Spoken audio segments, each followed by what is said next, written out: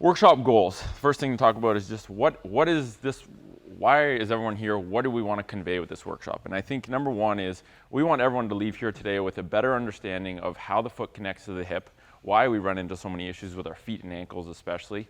And if you have issues at feet, ankles, or hips, what are the go-to mobilizations that seem to be effective for us and our patients that you can start to work on? So that's really kind of what we're going to go through. You know, a big goal of the workshop is also to get people thinking differently about footwear, thinking differently about the fact that your feet are important, because we never used to really think feet were important. It was never emphasized in school, and so until we actually took a closer look at it, we didn't really have any motivation to actually explore that area. And also thinking differently about spending time sitting in chairs, because I think it's something all of us do a lot of and we take for granted.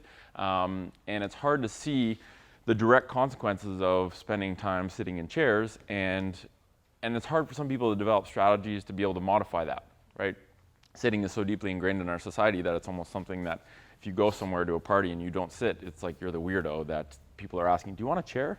So we need to just have a conversation about how does sitting affect our bodies? How do we modify the amount of sitting that we do during the day? And then if you want to offset the effects of sitting, here are the mobilizations we're having the best luck with. So getting that across, I think, is important. And then obviously talking about footwear, because footwear is, you know, the bigger conversation is the hip and how that affects the foot, but another conversation is isolated foot issues have a lot to do with the footwear that we put on top of our feet. And I think our goal with talking about footwear is not to tell people what to wear on their feet, is to give people the information they need to make good decisions, right? To understand what to look for in a shoe, not what shoe is the best shoe, it's what to look for in footwear when you buy it, what to avoid in footwear if possible when you buy it, because that really has a lot more to do with the state of your feet than adding a bunch of extra stuff to do during the day. So, you know, our approach is really trying to find the root cause. I think the medical system, especially in Canada, it gets very caught up in treating people's symptoms, where the pain is, and it doesn't do a very good job at, number one, treating why the pain is there, or number two, teaching people health. Like, we manage problems, we manage pain and disease, we don't teach people health of how to prevent these things in future and understanding why they're even there in the first place. So I think that's really our approach really is get to the root cause of why these issues are there, which is a much bigger conversation and can be intimidating for some people, but we're here to simplify feet and hips. We're not here to make it complex, right? Because it's actually very easy to make things complex, but can be very difficult to simplify, you know, those two areas and still make it so that people have actionable things that they can do and start with, like today, tomorrow, whether it's on themselves or with your patients. I think it's, you know, one thing I want to just mention is foot dysfunction. Okay, foot dysfunction is an epidemic. When we started looking into feet and really assessing feet in clinic and getting every patient take their shoes off and looking at their feet, we realized that it's almost like it's extremely rare to see someone with functional feet.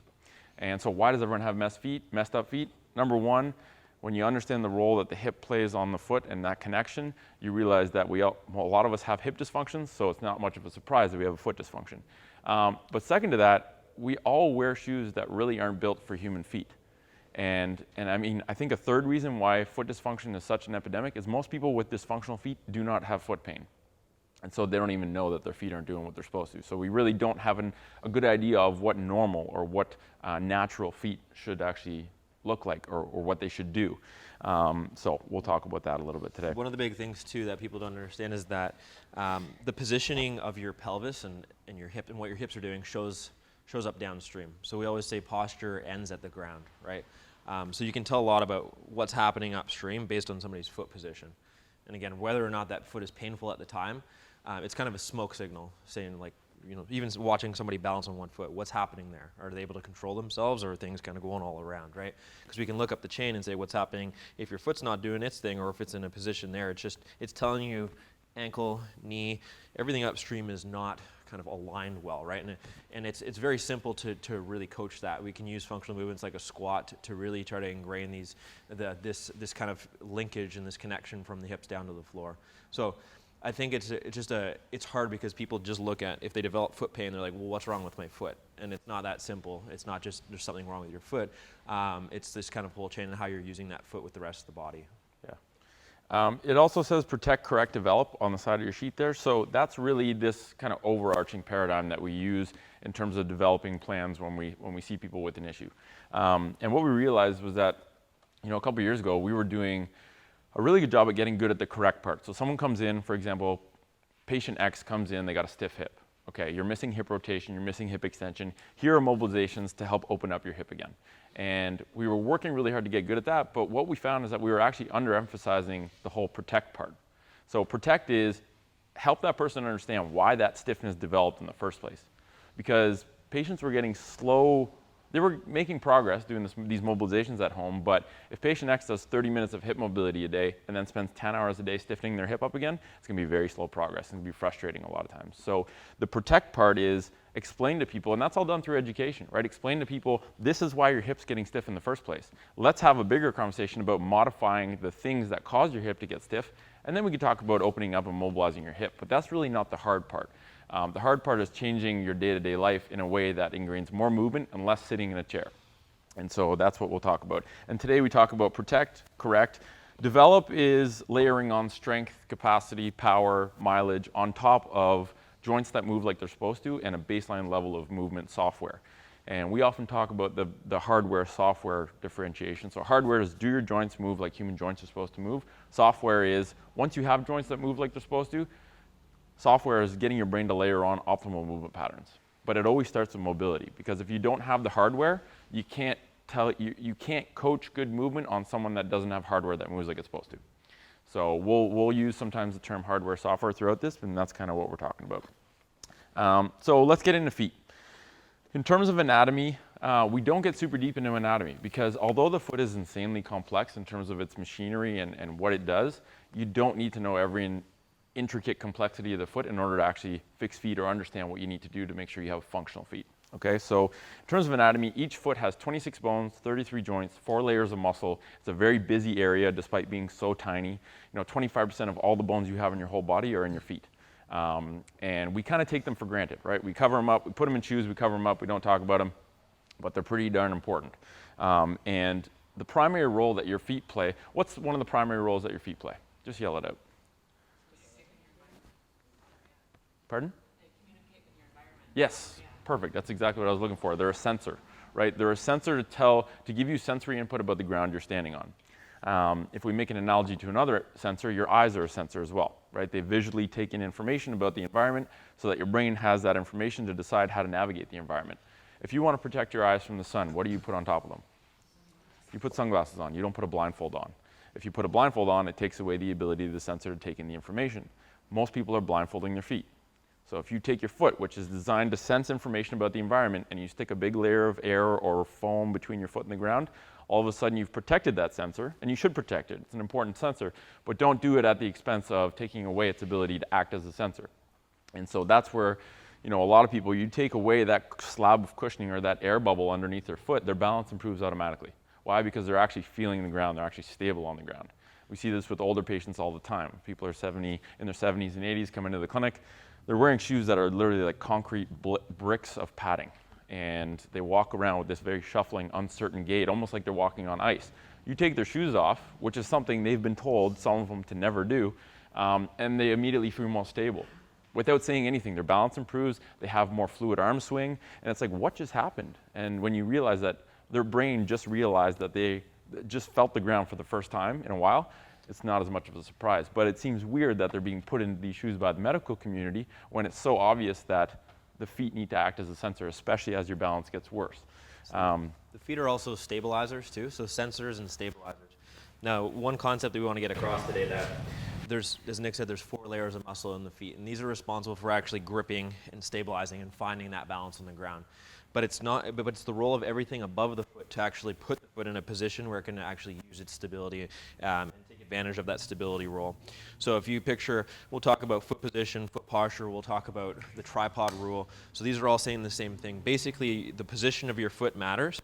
Then we can use it as a stabilizer. We can't use it as a stabilizer if its position isn't good, right? And it's the hip, it's the lower leg muscles, it's this whole chain above that that's responsible for putting it where we can actually use it, right? And that's where people have trouble.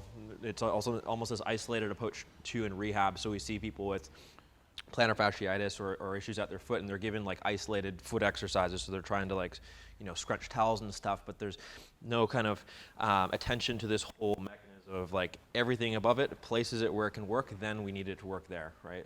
So That's Yeah. just something to note throughout. It's a sensor and a stabilizer. It can't demonstrate either of those if the shoes on your feet are affecting that, or if you're not addressing the chain upstream of that. So you're right. It's a stabilizer, sensor. It's also your foundation. So if you go up to someone and you say, I want to build a building. I want it to be a really strong, resilient building that's going to last for a long time. The engineer, the first thing they work on is the foundation, because if the foundation sucks, everything upstream doesn't matter. And I think a lot of people are investing a lot of time and energy building the building upstream, right? Working on their quad strength or their hips or their core or whatever.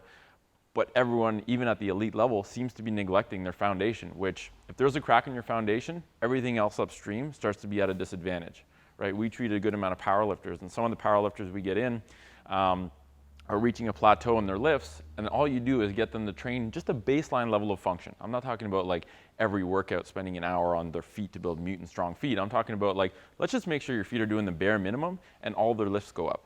And it's because their feet was a linchpin to limiting their expression of strength they already had, but they weren't being allowed to express because their brain didn't feel stable downstream of their foundation. So a little bit of work there. It's a very low-hanging fruit in the world of performance and athletics. Second to sleep and diet.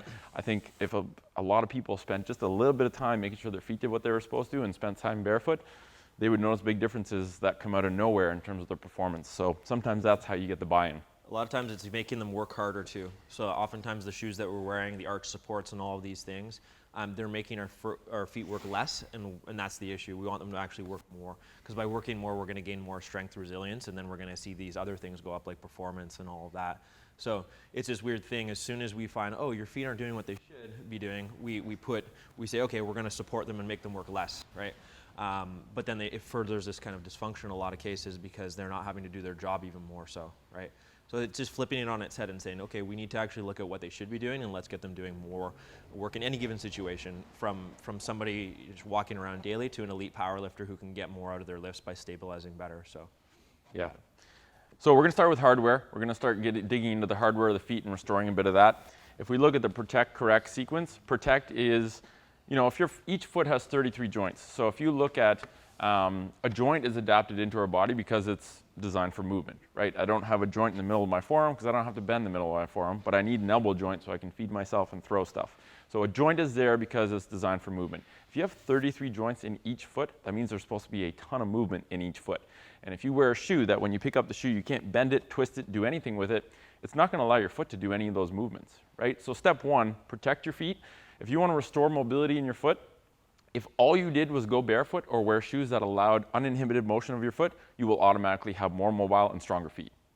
This is just the stuff we're going to go through is just stuff if you want to speed up the progress a little bit or get there faster, you can do extra stuff to speed up the process of mobilizing those joints. So that's what we're going to talk about. So we're going to go through a couple different things, but always keep in mind that the protect part is the most important part. Okay, these mobilizations help, but if you go back into shoes that are stiff or narrow or squish your foot together, don't allow your foot to articulate, it'll be very hard to get meaningful, lasting progress. Okay, so we're going to talk about opening up the bottom of the foot, the joints and the muscles. That's the first one we're going to start with our lacrosse balls. We're going to go into opening up the toes and restoring a little bit of toe alignment and splay. So for people that have any kind of bunions or foot or toe alignment issues, this can be a very powerful thing to kind of work on. We're going to talk about ankles. So we're going to go through the key mobilizations that we use with people a lot and a couple progressions of it to open up your ankles, because that's a big problem for a lot of people, right? A big limiter for people's movement quality, right? Like ankles show up in everything. Ankles show up with walking, lunging, doing stairs, doing a squat. So if you've got ankles that are locked up and not moving, it's going to affect all those other movement patterns. And it might not be causing pain right now, but when you compensate and work around an ankle mobility restriction, you eventually hit a wall. Usually that's the cartilage in your knee has a hole worn in it because your knees aren't able to align themselves or do what they're supposed to because your ankle can't move. So we're going to talk about ankles. And the protect part with ankles is most shoes you can buy now, most conventional footwear has a positively heeled, has a positive heel, which means that the heel is higher than the forefoot. Humans aren't designed to walk around on ramps all day. Okay, we're supposed to walk around on flat ground. So getting rid of the ramp on your shoe, which puts your heel slightly above the ground, is usually a very big contributing factor for the reason that your ankle can't go in the opposite direction. Okay, so getting rid of the heel on your footwear will automatically improve your ankle range because when you walk, you can use more of it. When you squat, lunge, you can use more of it. So we'll go over that. And then after the hardware part of restoring those, we're going to talk about software. So we're going to talk about, the only one we're going to talk about is short foot. How do you contract the intrinsic muscles of your foot? And we're also going to talk about how, that ties in right into a conversation about how your hip affects your foot position. Because the way we're thinking about it right now is your hips position your feet, the muscles of your foot can then contract to hold the foot in a stable position. But unless your hip can organize it in the first place and align all the bones in the right spot, you can't really do much with the intrinsic muscles of the foot. It just doesn't work. It's like trying to use your core if your pelvis is dumped forward and your ribs are flared up. Good luck firing your core very well. It's not in the position to fire. Same thing with the foot and the hip. So we're going to talk about that relationship, and then after the foot, we'll get into the hips. Okay? So everyone grab a lacrosse ball. If you brought one, grab it. If you didn't, you can come grab one up front here. Okay, and then we'll get everyone standing up. And the first exercise we're going to do, we call this the plantar release. Now, if anyone doesn't have a lacrosse ball and wants to take one of these ones home, they're $5. So, but literally it's just a run-of-the-mill lacrosse. We like very inexpensive, cheap tools because it's weird. If you add if a ball is all of a sudden specifically used for tissue work, it seems to make the price 4 times for some reason. So, okay.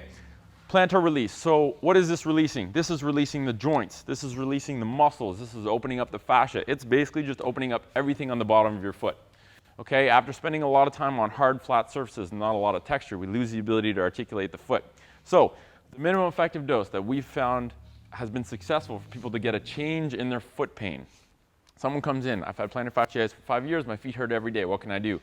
The minimum effective dose is 2 minutes per foot, twice a day for 2 weeks. 2, 2, 2. 2 minutes per foot, twice a day for 2 weeks. What we found is that after that period of time, if you've had pain for 5 years, I'm not saying you're going to have no pain after 2 weeks, but you should notice a difference in your foot symptoms. Okay, and if that's the case, you just keep doing it and you'll eventually be able to put more pressure and release all these things. Okay, so what does that 2 minutes consist of? The only area you don't have to roll is your heel bone. Okay, your calcaneus is basically just a bone with a little layer of fat over it. You don't have to release anything there because there's not really much to release. Everything in front of the heel is fair game. So the first minute, all I want you to do is start on the inside arch of the foot and just go up and down, and then very slowly shift over and move over towards the outside of the foot. It's real complex stuff. Okay? Now, a couple things here. Number one, how hard should you push? Well, it shouldn't tickle, so you should push hard enough that it's slightly uncomfortable, like a deep massage, but not pushing so hard that you're making weird faces and trying to swear at people. Okay? So that pressure will change as time goes on. And just to give you an idea of how much pressure you should be able to put if you don't have tension in those muscles or your joints aren't locked up, you should be able to stand on one foot. Well, try this now. The balance part's hard, but you should be able to stand on one foot with no pain, really. And that took me a while to be able to do, but that gives you an idea. If a muscle's not locked up and tight and the joints are mobile, your foot can kind of adapt itself and over the ball, and your muscles are resilient to being able to have pressure put on them without giving pain signals. So first minute is up and down. What is this mimicking? It's just like what our foot should naturally be able to do. So if you go, for instance, on a hike with minimalist shoes, you'll be stepping over roots, rocks, all of that, and it's like this is happening every second, right? Every step you take, this is happening, right? So basically we have to go out of our way and mimic this because we're always on flat surfaces, so our feet just get used to being non-resilient basically because they're never kind of pushed open, pried open and all of that. So think about it that way. You're just naturally mobilizing everything like you're walking through a forest. So 1 minute of going up and down, pressure as tolerated. Over time you should find that you're having to put more pressure to get that same feeling of tolerable discomfort. The second part, second minute, is heel bone on the floor, ball at the base of your pinky toe. And then starting at the base of the toes, you put pressure, keeping your heel on the floor, you put pressure and go from side to side. Okay, and what you're going to find, especially if you go to the base of the toes, when you put pressure there, your foot almost cups around the ball. Okay, all your kind of foot knuckles end up showing, they all splay open. And this splaying effect where your foot kind of widens and cups around the round ball ends up doing a really good job at offsetting the effects of shoes that compress your foot. Okay, so Morton's neuroma is something that we see commonly. It's a nerve between the metatarsals of the foot that gets compressed because of narrow footwear. This is a really nice way to kind of open up all the fascia and the skin and get those bones splayed out again. Because what should be the widest part of the human foot? Does anyone know? Tips of the toes. Same thing as the widest part on a baby's foot. The widest part of most of our feet is the base of our big toe. Why? Because that's the widest part of shoes. And so shoes end up determining the shape of our foot, and it takes it away from the natural shape, which fans out with all the toes kind of splaying out. So that one's a really basic one. 1 minute up and down, 1 minute side to side, enough pressure that it's some tolerable discomfort, okay? If you limp around or have foot pain the rest of the day, you push too hard. If you're not really feeling any discomfort when you're doing this, you're probably not pushing hard enough. So that becomes something where you have to self-regulate and determine the pressure as time goes on. Yep. Can you do this sitting down? You can do it sitting down, for sure. And some people, if you have, yep, you can, for sure. People with super tender feet might only be able to do it sitting down because the pressure of more body weight when they're standing might be too much. I think it's more effective when you're standing because you can put more weight into it. But at the same time, if sitting is all you have access to, do it sitting, do it regularly. And the hardest part with this is actually being consistent with it, right? Like our jobs as physios a lot of times boils down to helping people and like giving them strategies for behavior change way more than the information we're giving them. I had a lawyer, she wears heels every day. She's had foot pain basically for like 10 years, but she just thought it was a normal side effect of wearing her shoes, which it is. But her hardest part was I can't be consistent with this. I'm having a hard time. So strategy one was put lacrosse balls all over her house, and she still didn't do it. The strategy that worked for her was, what do you do twice a day automatically? You brush your teeth. So she puts a lacrosse ball beside her toothbrush. She does it while she's brushing her teeth. It gets done every day. And then after a week of doing that, she had a habit, and it's part of her day now. And that's the best way to ingrain something and be consistent is couple it with something you're already doing every day. Okay? Try the other foot just quickly. So same thing. A lot of times people will have one foot that's more tender than the other. For a lot of people initially this sucks, right? It's not comfortable. It's not fun to do. But eventually when you get a baseline of foot mobility, this actually feels real good. It is, yeah. Okay?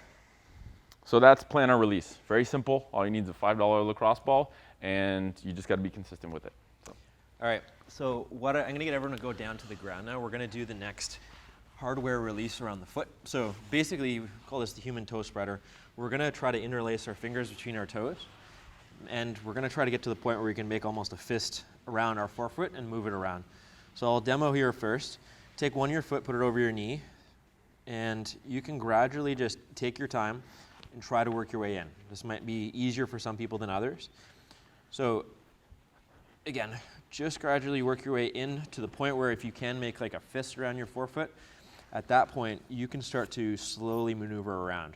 And you can start to get more aggressive with this over time, but I'm just twisting side to side. I'm pulling back, I'm pulling forward, back, forward, side to side. So it doesn't really matter what you do, you're essentially just playing with the forefoot here with your fingers interlaced, and that's just giving a little bit, basically you're mushing everything out. Right? You're opening up this hardware. You're also kind of signifying to your brain that you're able to move this area, right? Now this shouldn't hurt, right? If this hurts, it's one of two things. Number one, your foot is tight from the shoes that you've been wearing and your toes have been squished together. Or number two, you just have really thick fingers. So we had a bricklayer at one of our seminars and he's like, this really hurts. I was like, oh, you got tight feet, man. And he went like this. I was like, you got sausage fingers. I take that back. So, but just be gradual. Like, be very gentle with it. Start easy. This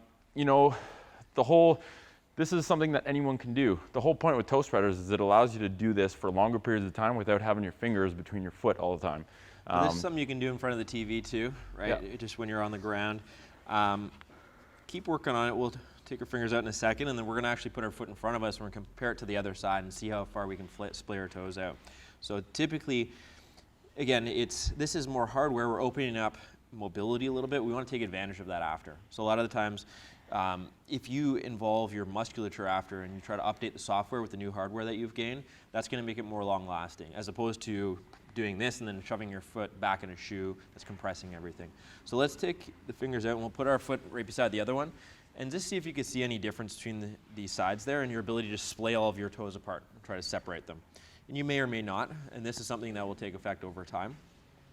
But sometimes I'll just do that for a minute per side, and then I'll just sit here looking at my toes, just trying to splay them out as far as I can, letting them relax, splay them out as far as I can. And you'll start to notice, again, this is a time thing, but you'll notice, end goal is to develop more space between your toes, because ideally they shouldn't be all touching at rest, right? So let's go to the other foot, and we'll do the same thing, and we'll gradually work our fingers through. I think everyone would agree that balancing on something that's wide is easier than balancing on something that's narrow. So one of the easiest ways you can increase and improve your balance is just widen your foot out, because you have a wider base to kind of balance on. And so that's, this side effect of narrow shoes is that we've lost the ability to have this nice wide platform to balance our bodies on. And your toes are actually very important for balance, right? They're like these little tentacles that tell you where your pressure is and can help correct positions and help make sure that your foot stays stable. But if your foot ends up getting squished and those toes can't independently move, and because toes do virtually nothing in most shoes, I think a lot of people's brains actually forget that they have toes. They're these things that are just there, but they're not really signaling. The muscles aren't really working. And so part of this is, a lot of people don't like to touch their feet. Part of that is because they're self-conscious that their feet might stink, but they only stink because you put them in shoes that don't breathe all day. And so just getting people familiar with opening up their toes and just having your fingers between each toe is reminding your brain that your toes exist and that they can actually be used for motion. And so doing this it might seem silly, but for a lot of people, it can have longer reaching effects than just having your toes splay out. So. All right, let's take, question? Toe splay is when I start working on toe splay with some people, they start getting really excessive toe dorsiflexion. Yep. Is it still productive, and can you, what's a way of kind of backing off of that? When you say toe dorsiflexion, what do you mean? Like their toes are flexing, if I pull someone into dorsiflexion, their toes are flexing more than their ankle. Kind of like that foot rock, shoe rock that you guys had a post about. Yep. Wearing clogs, things like that. Yep. Definitely those are clog wearers, but is there a way of getting them to still work at that splay without encouraging more of that? Lower threshold strategies, because a lot of people try to flex everything all at once. So oftentimes oftentimes it's just a mind game. And again, this is not the be all end all. We'll do a little drill in a second to ingrain that, but taking it a bit easier and not trying to go hard at it all at once, because that's just going to fire into whatever strategy they'd like to use in the first place. Part of it's just practice. If they do that, it just means that their toe extension and toe abduction or splay, those two motor patterns are together. They're intertwined like this. So you almost have to, they just have to literally visually look at their foot with their foot on the ground and work on being able to splay without extending. And all it might take is a couple movements where they get that, and then they now know the pattern of how to splay or abduct without extension. But you have to split those two because everything's, that's why a lot of people, when they splay their toes, their tongue goes one way, their fingers go all weird. It's just everything is this global motor pattern in their brain. And it's just reacquainting your brain with the fact that you can have fine-tuning control over those muscles without coupling 5 movements together. So. All right, let's come back to our feet. We'll just do a little bit of a toe exercise, and then we'll go into the ankle after that. So all we're going to do is look down at one of our foot, put it in front of us. And we're going to first start with keeping our big toe down if we can. This is just a motor control exercise and bringing our other toes up in the air. We'll see if we can do that. Give you a little time to try that. Now, if we can do that, we're going to do the opposite. We're going to put all of our little toes down. We're going to bring our big toe up. And we're just going to see if we can do that. Work it out for a minute if you can.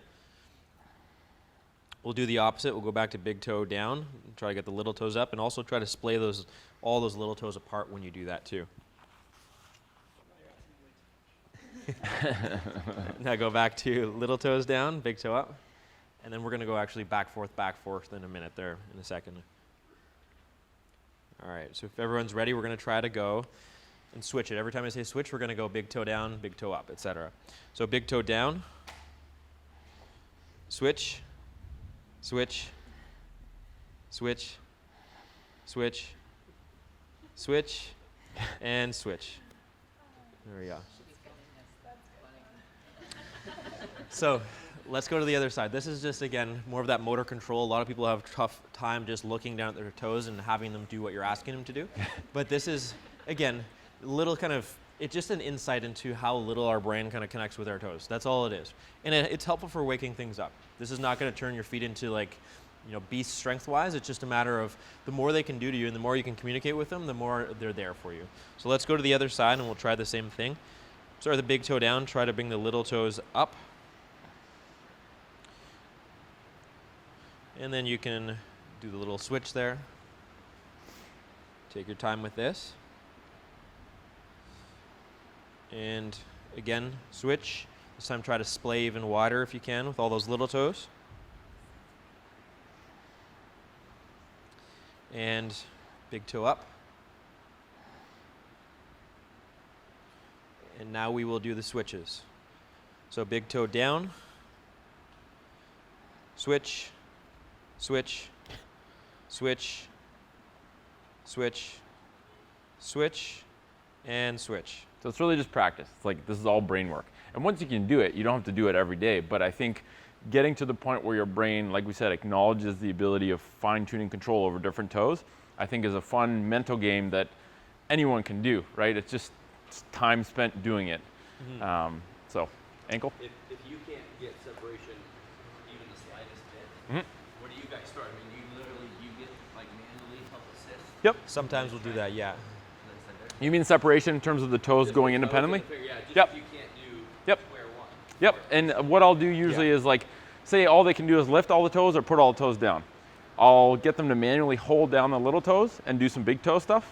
And you're just trying to differentiate, put a block in those two patterns, and eventually they'll be able to get it. It's like you'll try it 10 times, and on the 9th time, a light bulb will go off, and you'll get a little flicker where you did it slightly differently, and then it's just motor programming. And as soon as you get that wiring back, then it's super easy. But that first step can be frustrating for people, and those are typically the people that have spent the least time barefoot, wear shoes that are extremely compressive. Their brain has essentially completely forgotten that they have fine-tuned control over their toes.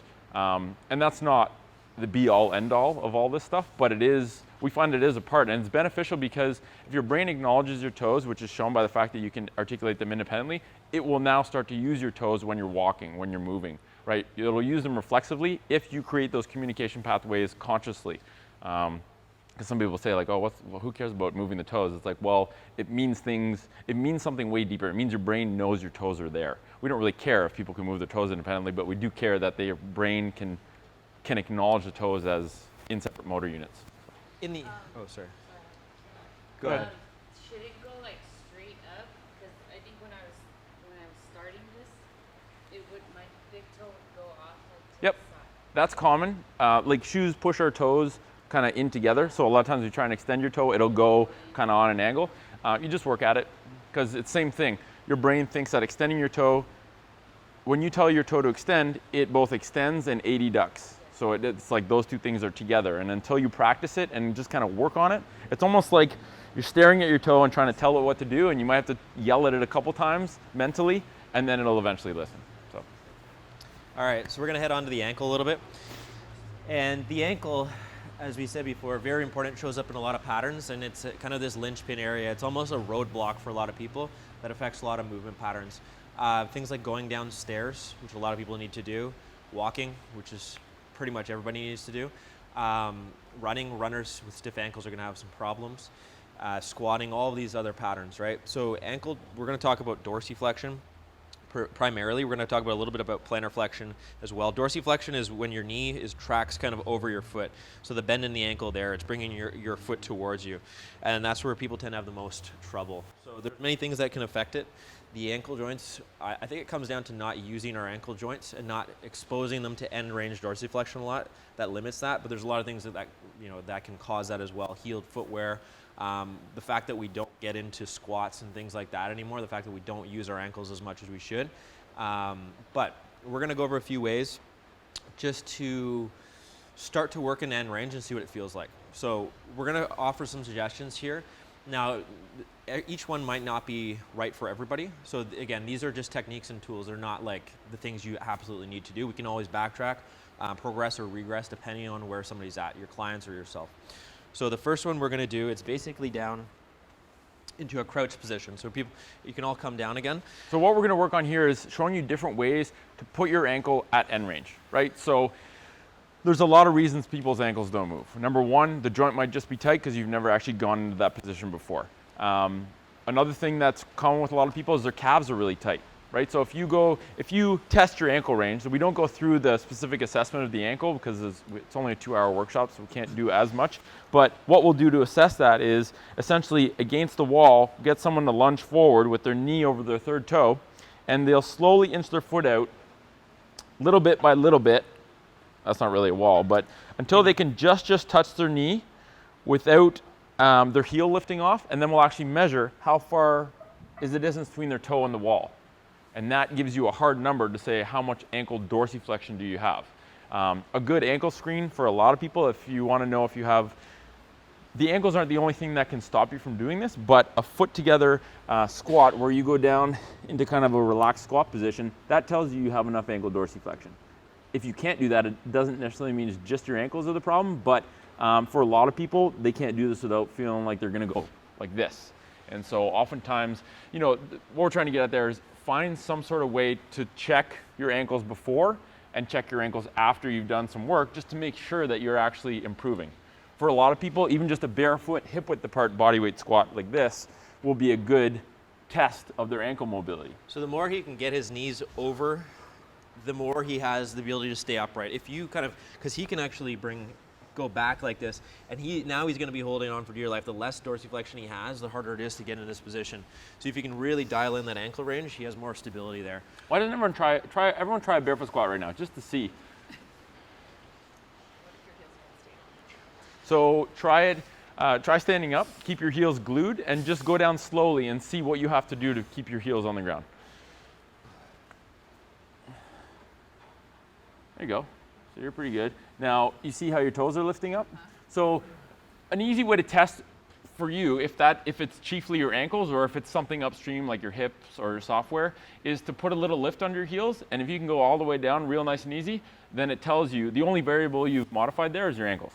So if it's easy to do with something under your heels, then working on your ankle mobility is probably going to be able to get you to doing a barefoot bodyweight squat no problem. So, but if you spent time, well, we'll get into that now, because if you spend time in that squat position, that's a good way to assess it, because you're just directly like, I can't get in this position because of my ankles. Let's just try to just get in this position more. So the first way we're going to do things today is just almost this crouched position. Now you can actually work on, if you sit back on this back ankle, we're going to get into a little plantar flexion release in a second, but that's accomplishing the same thing when you sit back and you're going to open up that front of your shin. But we're concentrating on this front ankle for the purposes of this. I typically like to leave it a little bit behind this knee, and that way I can get more leverage. So what I'm trying to do is actually get myself to lever into this ankle as much as possible. So you don't have to be perfect, but you want this knee kind of traveling over where the foot is, right? So you can go in a little bit, outside, inside a little bit, but you don't want to kind of going all the way over here, dumping way to the inside of the foot. So what I like to do is kind of get my chest into my thigh here, and that allows me to create like leverage here. Now, one thing I like to do is use external cueing. That shows up a lot in our courses. Meaning, if I think about reaching for this ball over here, I've created this leverage. I'm kind of getting my chest right into my thigh, and I can try to reach both hands out to this ball. So as I try to reach and touch it, it's going to drive me as far as I can into my ankle.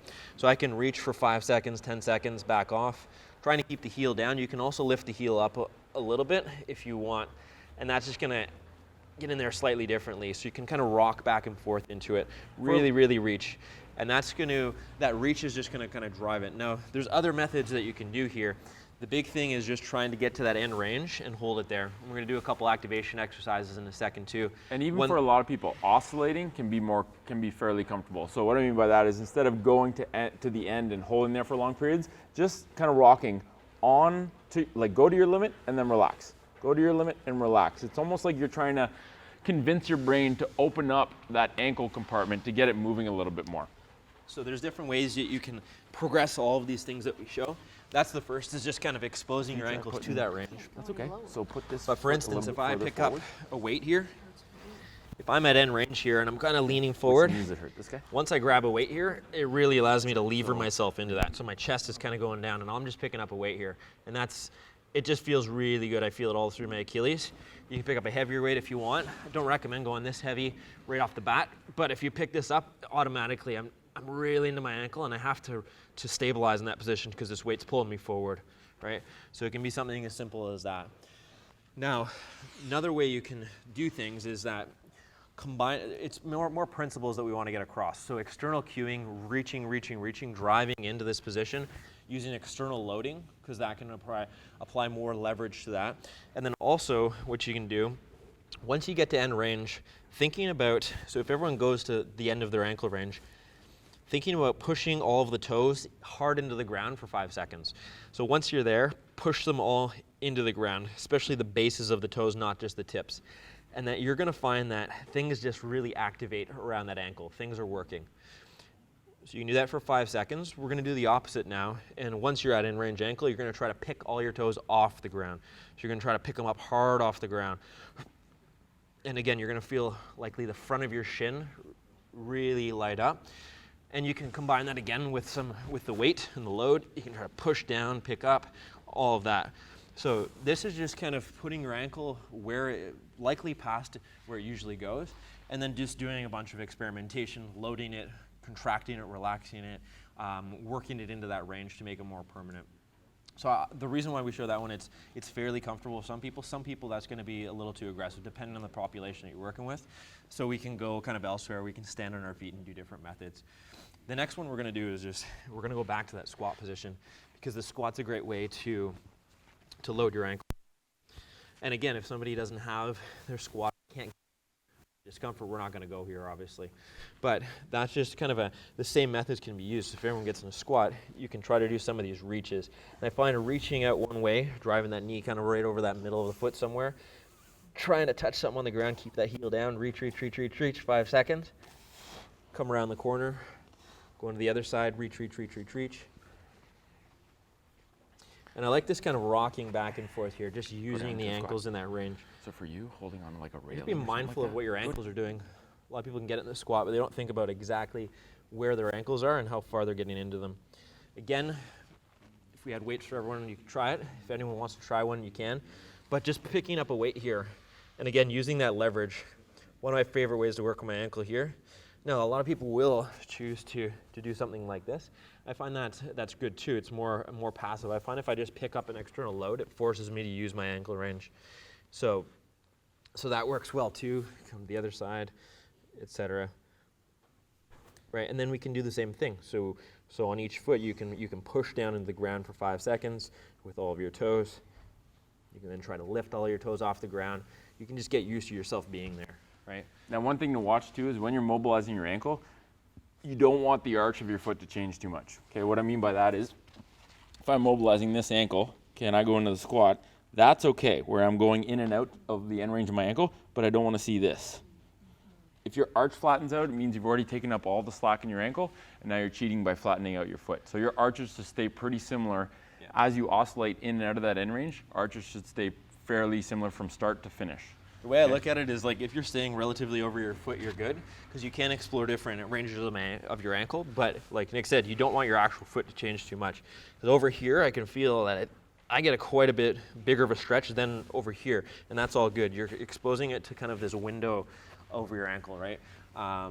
But that's where, if you think about when you're walking or anything, you want to be able to move right through your ankle. A lot of people have to skirt around their ankle because they don't have the ankle range, so it's going to affect their patterns, right? And you see that a lot when people are squatting in the gym too. You either see a couple things. It's either what Nick said is that the foot will flatten out if they don't have the ankles, or the feet will like spin out if they don't have the ankle range, right? Because they can't go right through their ankles. So final one I'm go over is this, called the modified pistol test. So a lot of CrossFitters get stumped with this one. But if you're doing, this is not for everybody again, but I like to put people to the test because it shows you, do you have like a really good amount of ankle range? It's also one of my favorite ways to work on that end range ankle. So it's like a Cossack squat position. What we do is if you don't want to try this, that's fine too. Kind of put the heel out to the side here. This is the ankle being tested. Your toes are on the ground here. We're trying to keep our foot facing forward, right? So what we do here is we're going to slowly push back. And as we push back, you're going to use your hands to slowly lower you down as much as you need. And you're going to keep your arch and you're going to keep your foot straight. You're going to see if you can slowly lower to the point where you can touch down on the ground and stay balanced here with your arch still there, right? And your foot preventing it from spinning out to the side, etc. Right? So if you can do this, that's like you're in kind of a nice deep pistol position with this ankle. Now, for people who are close, some people fall right on their ass right away. People who are close, I will often give them a little anchor here, so a heavier kettlebell. And what you can do is kind of rock back into that position. You have a counterbalance. So now it's like if I only have like a half inch to go, I can use this counterbalance and I can kind of just ease in and out. And I'll kind of lower, just touch, and I'm using this a little bit back up to the point where I can actually just kind of go there, and I'm still using this a little bit. And that allows me to do these things like like reach and just kind of find that end range ankle, spend some time there. I'm feeling a big stretch through there. So this is a little way to make it a little bit easier on you. And then it turns into a really good position. Once we don't need this anymore, get rid of it and see if you can stabilize. See if you can do those reaches again, things like that, drive those toes in, same type of principles there. So what's the different factor between that and the, parallel squat? Because like I could parallel squat for days, but that's hard. So yeah, I find this it just really highlights the ankle that much more. It can be groin too. If your groin's tight, that can be a limiting factor. That's just a really good high-level screen. So if someone is a runner, when you run, your ankles are essentially your shock absorbers, right? If you have a lot of travel in the ankle, you have a lot of ability to absorb impact and recycle energy. So if someone's a runner, if someone's doing CrossFit and they're doing hundreds of pistol squats a week, they should be able to demonstrate they can do that, right? And most of them are doing pistols and can't do that. And they're wondering why their knee's killing them or why their hip's pinching. So it's a good high-level screen, not for everyone, right? For a lot of people, just a barefoot bodyweight hip-width apart squat, that's a good screen. For sure. And it lets you check back, okay, I just worked on my ankles every day for 10 minutes. I got rid of the heeled footwear. I'm gonna check my squat once a week, every week, and see if it's feeling more comfortable or more, or easier to be in that position. If it is, it's confirming that the ankle mobility work you're doing is actually changing something. And that's important. You gotta be able to check yourself and see, is the time I'm investing working on my body actually giving me a change? That tends to be a good screen or a good checkup for a lot of people, or just a barefoot bodyweight squat. But it's important to find something to check yourself and see, is this actually changing what I'm trying to change? I also have a question about Yep. like hypermobility. Yes. Because, do you offer any cues or anything? I did notice because that's kind of my situation. Yep. There's too much mobility. Yes, that's a good question. Notice, like when I grip my toes, pull my toes up, I start to feel more tensioned and less just laxed in my foot and ankle. But I also feel like, especially in that last one we did, I have to like pull in at my hips, like add tension other places in order to get more into the joint position. that I'm focusing on rather than just resting in it. Yeah, and I mean, really having a joint that's overly mobile and having a joint that's stiff, they're both equally big problems, but they just require different solutions to kind of solve those issues. And so for someone that can do a barefoot bodyweight squat, like ankle mobility is only something you need to work on if you don't have enough of it. If you do, the biggest thing that people typically need to work on is hip stability, which trickles down to the ankle. So maybe your priority should be stability work instead of ankle mobility work. But like you say, like sometimes if you want to bias your ankle, if you're hypermobile elsewhere, like you can get into some of these positions like a deep squat, and you might not even have the ankle range that you need too, right? So you can kind of, because like I can get here, and if you look at me from this side, it's like I'm not even using my ankles, right? But I'm so mobile through, somebody who's so mobile through the hips, it's like you don't even need to use that joint. So it depends what joint we're talking about. And sometimes it's not as simple as like, if you're generally hypermobile, that's one thing, but sometimes you'll see like gymnasts who have some specific restrictions. You're like, you can get in the splits in all directions, but do your ankles actually move? So it depends. But anyways, these are just positions, and if you can kind of work on them, gain stability there, like you say, if you can grip the ground and get strong there, the big way that you make it more permanent is by putting yourself there and like almost owning the position. That's why I like to pick up a weight and just, it forces your core to come on and just like really own the position so you won't fall over basically, right? So hopefully that answers your question. So a lot of people are limited in dorsiflexion, which when your foot's on the ground is bringing your knee over your foot. But a lot of people also get restricted in plantar flexion. Okay, and I think the big reason for that is because, if you run regularly and you wear cushioned footwear, it allows you to heel strike, to hit your heel on the ground first. And then every time you step down, every single stride you take, you have to use these shin muscles to lower your foot down eccentrically to the floor. Humans are not supposed to run that way, right? We're supposed to run with a forefoot strike so that our Achilles can absorb that impact. But if you run that way, this muscle, especially tib anterior, starts to get overloaded and tight. And that's where you get, compartment syndrome, shin splints, MTSS. This is really that whole umbrella of issues at the shin, and that anterior shin tension is really from running with poor mechanics. But a lot of times people have to reclaim and get the ability back to point their toes, to plantar flex. So the screen that we use for that, and even the position you can mobilize in, is ankles, or with your ankles pointed, can you sit back on your heels and be comfortable? If you can't, or it feels like your ankles are gonna blow up, it usually means you got a little bit of tension there and you just work at it, right? And for people that this is too uncomfortable to even try, maybe they put a rolled up towel under their ankles and then they kind of sit back, hold for a second, and then relax. sit back, hold for a second, relax. But a good thing to work towards being able to do is, can you sit down with your feet together and sit on your feet, sit on your heels and be okay. Okay, and if you can't, you just work at it.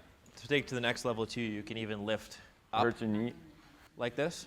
So once you do that, it'll That's really usually pry that quads. open too. We'll talk about that when we get into hips So there. that gives a nice stretch to there. So that's the kind of the next level if you want a little bit more of it, right? Okay. Yeah, trying to keep them flat. I mean, a little bit of angling out. Like if someone's got a really tight shin, even with their feet angling out, this is gonna suck. And that's just an indication like, okay, you got something to work on. But yeah, if you wanna be really nitpicky, trying to keep the feet straight, I try and put my feet directly together and my heels, keep my heels from kind of flopping out to the sides. And that can be, it's just a position, we like black and white positions that can act as screens. So if you can't do this, you got stuff to work on, right? It's black and white, everyone knows whether that's the case or not. And so yeah, and one thing you can do to release some of that tissue tension, right outside of your shin bone, the upper 2/3 of your shin, just outside your shin bone, there's a little pocket of tissue called tibialis anterior. Now beware, if you try this right now, it's probably not gonna feel very good because a lot of people are really tight there. The way to release that is literally just put your knee on the floor, get the ball just outside your shin bone. Okay, I like to do it, you can roll up and down, but the way I like to do it is I put my knee on the floor so I can adjust how much weight's going through there, and then I just pump my ankle back and forth, just like that. And that for a lot of people is gonna be super nasty, and if it's nasty, it means you gotta work on it. So ease off the pressure, so there's hardly any pressure. Pick a spot, pump your ankle about 4 or 5 times, go a little bit lower, pump your ankle 4 or 5 times, and just kind of do a bit of a cleanup there. And then if you wanna see whether that did anything, go back and do this after you've done it on one side and not the other. Oftentimes you'll feel a difference. Just after like 30 seconds or a minute of tissue work, just to kind of open up the muscle from the fascia and just kind of decrease some tone there. But that can be very helpful. So. I'm sorry, was it on the inside or the outside? Just on the outside of the shin. Yeah. Yeah, outside of the shin, upper 2/3 is this little strip of muscle you can even push in there. It's tibialis anterior. It just gets overworked in a lot of people and can be a source of problems or pain there. Okay, but if long term you're always tight there, you might have to take a look at the mechanics of how you're moving, especially with running, to just, that's the root cause of the problem, right? You can do tissue work there every day if you want, but. And walking's the same way, right? It's just a lot of people don't know how they're landing because of the shoes they're wearing. So it's that same landing mechanics that we'll talk about. We don't get into walking too much. No, we don't get into walking. So everyone can stand up. We're going to go through a few other things, more software related now. I'm going to run everybody through a little bit of something that I show somebody, especially somebody who comes in and say, I've had flat feet, or I have flat feet. So that's perfect. So I just like to show them this in the clinic and show them that you're in control of your arches, and oftentimes it's kind of an eye opener for people. So because a lot of people have been told that they have flat feet, and it's like a sentence. It's like, you got flat feet, you're stuck with them, that's it. Or they think it's genetic, and it's like, well, your hips control your arch, and this is how we show them how that holds true. Exactly. Basically, that's one of the principles that we like to get across to people, is that your body can change depending on what you do with it. So you can change it as much as you want. You can gain all the mobility back that you want. It's just a matter of working on it. So I don't think people understand how moldable and adaptable their bodies are, and it's extreme in some cases. You can take somebody who's been sitting in an office work environment for years, and like I had one patient, he got into yoga and he was able to do the splits 2 years later after being like as stiff as a board walking in. So it's like, and he was like 70. And he was 70. So yeah, you can change if you want. It's just a matter of like how much are you willing to change your body depending on the stresses you place on it. So what we're going to do is just look down at your feet basically.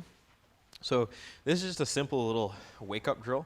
The first thing I'll get people to do, and this is just to show you that you have the capacity, and we're working primarily on the hips and everything upstream of the feet, to place your feet where you want. Because, again, placing your foot is a key element in order to be able to use your foot and all those intrinsics, right? So it's everything in the foot's job to keep that place and keep that stability, but it's everything above it, hips, lower leg, that whole chain all the way up, to place it. So we're just going to think about pushing our knees to the sides, bringing them in, pushing our knees to the sides, bringing them in. I want you to keep your toes on the ground. But for a lot of people, just this simple fact of when you push your knees out, you can pull your arches up. a lot of times I'll just kind of get them going like that a few times, and they'll be like, oh yeah, so my foot changes when I try to push my knees out. Now what's pushing my knees out? It's my hips. So when I'm using my hips to push my knees out, my feet come along the way. So just explaining that this is a whole chain of events that's happening. And when I try to just push my knees out, feet are lifting up. Now oftentimes, after we've done that a few times, ideally what we want to coach them is being able to get to this neutral position. Because if I push out too far, you see I come up on the outer side, and if I go in, I'm coming up, I'm going into more of that flat-footed posture. So a lot of people, it's about that external rotation. They're not able to use their hips here to prevent unwanted internal rotation, because gravity wants to pull us to the floor every time, right? And that's why you see people in squats and things like that, knees caving in and stuff like that. That's just a microcosm of what's happening, right? So it can happen in movement patterns, or it can happen at rest. It can happen when we're balancing, right? So a lot of that is just coming from up here. So the next thing I'll go into is that once they've done that a few times, is forget about that. Just stand tall. Keep your toes on the ground. Try to stand tall and squeeze your bum as hard as you can. And then relax. Stand tall, squeeze your bum as hard as you can. Make sure you feel your bum squeezing. And let's just do this another 3 times. Stand tall, squeeze, let go. Stand tall, squeeze, and let go. Now you can look down at your feet when you do that. So stand tall, squeeze your bum, let your bum go. Squeeze your bum, let your bum go. And you'll see that there's that connection just from squeezing your bum, that your feet will almost kind of push out a little bit against the floor and pick up a little bit. So once you get that across to people, is like your bum is affecting things all the way down at the floor, right? So they're like, oh, wow, that's weird, right? So a lot of times it's just getting that buy-in. It's like, okay, so first of all, you just proved to me that you can change the position of your arches. We just need to get this a long-term strategy developed so you can actually, basically take advantage of this. And what are we doing here? So that's just kind of a little sample of what's going on. So for a lot of people happen to be very tight, stiff in the front of their hips from a lot of the sitting that we do, which we'll talk about more in the hip section. But what I'm doing when I squeeze my bum is I'm posteriorly tilting my pelvis, and that happens to wind everything up and create that external rotation. The opposite of that is where a lot of people are living, really kind of anterior tilted. So that does the opposite. When I anteriorly tilt, I go away from my glutes and things kind of collapse in, right? So just showing people that where your pelvis is in space determines what's happening at the floor, right? And it's really that pelvic position that we're worried about, because when we're standing, our glutes are kind of pelvic supporters. When I'm standing on the spot, there's a little bit of glute on, and that means my pelvis is kind of in that neutral position. If I've got no glute there, right, we kind of dump and it shows up at the floor, boom, right? So winding everything up or letting things go in is dependent on how we're using everything around that pelvis to put ourselves in a good position. And that's kind of just a demonstration of your hips generating torque aligns your whole lower leg, your knee, your ankle, and down to your foot to generate that good arch position. Now, for a lot of people, that's hard work. Right? If your hips are really, really tight, they're not used to rotating, to constantly generate or consciously generate torque and rotate is actually hard. People find it difficult. It's like, okay, now all we have to do is open up some slack in your hip joint so that you can do that without as much effort, and so that it eventually becomes reflexive, right? Because we don't want everyone to think, okay, wind the feet up every single time they want to generate a stable position. You want the stable position to be your default, but you have to train it consciously and find out what you got to work on so that you have the room there, and your brain can eventually just do that on its own. That's the goal, is for the feet to be reflexive and not always have to think exactly of what your feet are doing. But for people that think they're born with flat feet and they're doomed to having flat feet forever, that's a really nice way to demonstrate to them, hip width apart, feet straight, barefoot, bend the knee slightly and push the knees out to the outside to show them that their hips create their arch. So the hip positions the arch. Now, the one we're going to talk about next is called short foot, and this is where you can use the muscles, the intrinsic muscles of the foot. So the muscles that start and end within the foot itself, the foot core, like we like to call it. Once your hips have positioned your foot, now you can use the muscles of your foot to hold the foot in a nice stable position.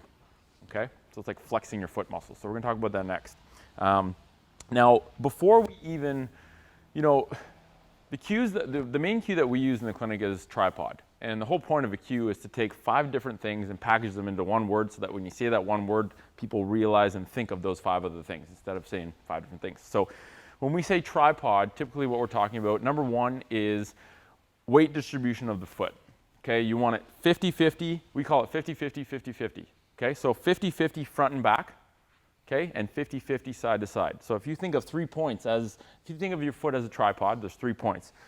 base of the big toe, base of the pinky toe, and your heel bone. Okay, you want equal weight from base of the big toe and your pinky toe, and equal weight from your forefoot to your hind foot. Okay, so making sure that you keep that tripod all the time. You see it all the time when people are doing a squat. Some people will try and create such torque at their hips that they'll actually lose that base of the big toe. So a lot of people do the opposite, where they kind of angle in and they lose that pinky toe. So they're putting more weight on the inside or more weight on the outside. If you always try and be mindful of putting equal weight laterally and front to back, you're always going to keep a fairly stable foot position. Okay, and a lot of that is determined by how much organization you're doing at your hip to put your foot in a good position. Now, once you've done that, so when we say tripod, people should think 50-50 weight distribution, organize the hips so that they're creating some arch, right? We're not talking about like as hard as you can, but you don't want to let things sag in. So find kind of the middle position where there's a bit of an arch. You've organized the bones of your foot. Your weight is distributed evenly. Now you're in a good position to contract what's called short foot. And it's called short foot because if you do it correctly, your foot will actually get a little bit shorter. Okay, it'll kind of cinch up. Just something to note on that. That rule can guide you like in strength conditioning or whatever you're doing. Now, and it doesn't apply to when we're being dynamic. So a lot of people are like, every time I hit the ground when I'm walking, do I need to do that? And it's like, no, you don't need to do that. Our foot becomes very mobile when we hit the ground and it adapts to it, and then it becomes rigid. So that's a different story. But when we're on the ground, it can guide, for instance, if you look at a squat. That rule, I used to be, because I hear the cue all the time, like drive your knees out, because most people do need to work on driving their knees out in a squat, for instance, right? Because their glutes aren't doing their thing. But if you just always abide by that rule, and that's like your first and foremost rule, that's going to take care of everything else. It's going to guide you along the way, right? Because if you're losing your tripod at any point, well, something's not happening, right? So just guiding that. And oftentimes I can even take away like things like, sometimes I'll be a little stiff and I'll go and I'll be getting like a knee click when I'm squatting, for instance. And if I go back to like, am I really rooting that tripod like I should? And once I go back to that, it's like, oh, the knee click even went away. Things like that, right? So you're just getting yourself into the best position possible because your feet are indicative of everything upstream, and you're getting the most stability from your foot and the most out of your foot. So that's kind of how we're designed to use our feet when we're doing things like that, when we want stability on the ground. Right? Think about being pushed over. If somebody comes up to you and you're like, it's like, I'm going to try to push you over, you're going to try to find that position and you're going to try to root to the ground as best you can. You're not going to be standing like this, you're going to be pushed over, right? So, yeah. So with short foot, once you've organized your foot in a good position, even weight distribution, now to contract those muscles, all you have to do, there's a couple different cues, and people call this different things, short foot, doming, like creating a suction cup under your foot. But essentially what you're doing is pushing your toes. Can you see how when I do this, my toes push into the floor, my foot gets a bit shorter, and then when I relax, my foot kind of splays out? So the cue for this, the thing that a lot of people do to screw this up is they actually curl their toes. You don't want your toenails to disappear, so you don't want your toes to curl, you just want your toes to push directly into the floor. Okay, so let's try that together. So the first thing you do is find the right position. So distribute the load evenly through your feet, play with your hip rotation to find a good arch position. Once you've found it and you have your weight distributed evenly, side to side and front to back. Now what I want you to do is push your toes into the floor. And when he says toes, he means base of the toes too. So you like here and here, because that's going to prevent that curl from happening. Okay, so push down, and I want you to hold for 5 seconds. Okay, so hold that contraction for 1, 2, 3, 4, 5, and then relax. Okay, we're going to try that again, but this time when we try it, we're going to go from 2 legs and we're going to slowly shift to 1 leg, and I want you to try and keep that contraction the whole time as you shift. You're doubling the weight on that foot. So some people's feet might cramp, some people might not be able to hold it, and they might kind of collapse down, but try as best you can to hold it, okay? So for both feet, organize the feet. The more you do this sequence of organize the feet, distribute load, now you're in a position to fire short foot, the more times you consciously run through that sequence, the easier it is for your brain to just do it on autopilot. But you got to consciously do it for a bunch of reps first. Okay, so organize the foot, distribute the load, contract short foot, so push your toes into the floor. Don't let the toenails disappear. Now I want you to very slowly shift over to stand on 1 leg. Okay, slowly, and try and balance there. And hold there for about 5, 4, 3, 2, 1, and relax. Okay, we're going to try the same thing on the other side now. Okay, so position your feet, distribute the load evenly, play with your hips to put your foot in a good position, contract short foot, so fire those muscles. Now I want you to very slowly shift over towards the other side. Okay, once you're on 1 foot, 5, 4, 3, 2, 1, and then relax. Okay, so when you relax, you should see your foot almost like splay out and fan out, almost like a puddle expanding. Okay, now we don't expect everyone to be masters of this right now, right? But we just want to give people an idea of what you can do with your feet. And some people might literally need to spend time barefoot and open up their foot with a lacrosse ball a bunch before they even get access to the muscles that create that tension, that suction cup effect. But working on, the beauty about that is you can work on that anywhere, right? If you're wearing shoes that don't smush your feet, when you're in the lineup for the grocery store, you can work on doming or short foot. You can work on it anywhere. When you're doing dishes, you can work on that, right? And the more times you work on it, the more you're getting the ability to fire those muscles at will kind of back into the repertoire of your brain, right? Because a lot of people just don't know how to do that. That's one of the biggest things I do. If my feet start to get cold, all I do is flex my feet a bunch, and then blood flow goes into my foot, and my feet don't get as cold anymore. That's what people don't realize, is getting really, really cold feet is less about having to cover them with a bunch of layers and more about how about you get the muscles doing their job again so that fresh blood flow delivering heat goes back into them. And it's surprising how your feet really don't get cold once your feet actually become functional. Is that how you did, it was the poster with the snow? Yeah. Well, I did an experiment with my girlfriend. She always complains that her feet get cold. I went out on a hike in winter in snow, and instead of wearing these big beefy boots that she always wears and whines that her feet get cold in, I got her to wear Vibrams, which are basically like a thin layer of material over her foot.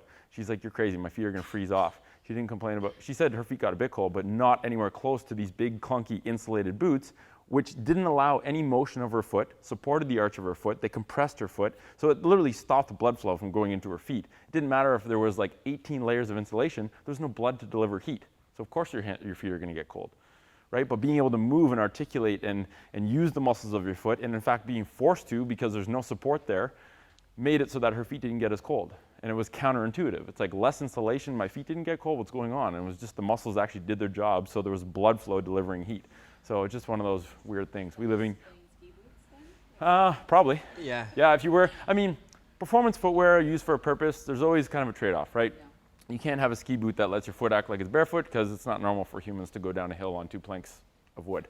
But at the same time, you can usually find a mid-ground, right? If you're a high-performance skier, you got to have a super tight ski boot. Otherwise, you're not going to have responsive skis. But for the average skier, they can probably go to a wider last, and it's going to make their feet a lot more comfortable without losing a huge amount of responsiveness or performance. So it's just one thing to note too, like what's interesting is as you use your feet more and more, anything you do, they're going to be working for you harder and harder, which again, it's super weird. I went snowboarding with my friends, and I never noticed this. It was my first time out since really training my feet, and my feet were the limiting factor. Like as I was turning, going downhill, I had to stop because my feet were like cramping up, and I work on my feet really hard.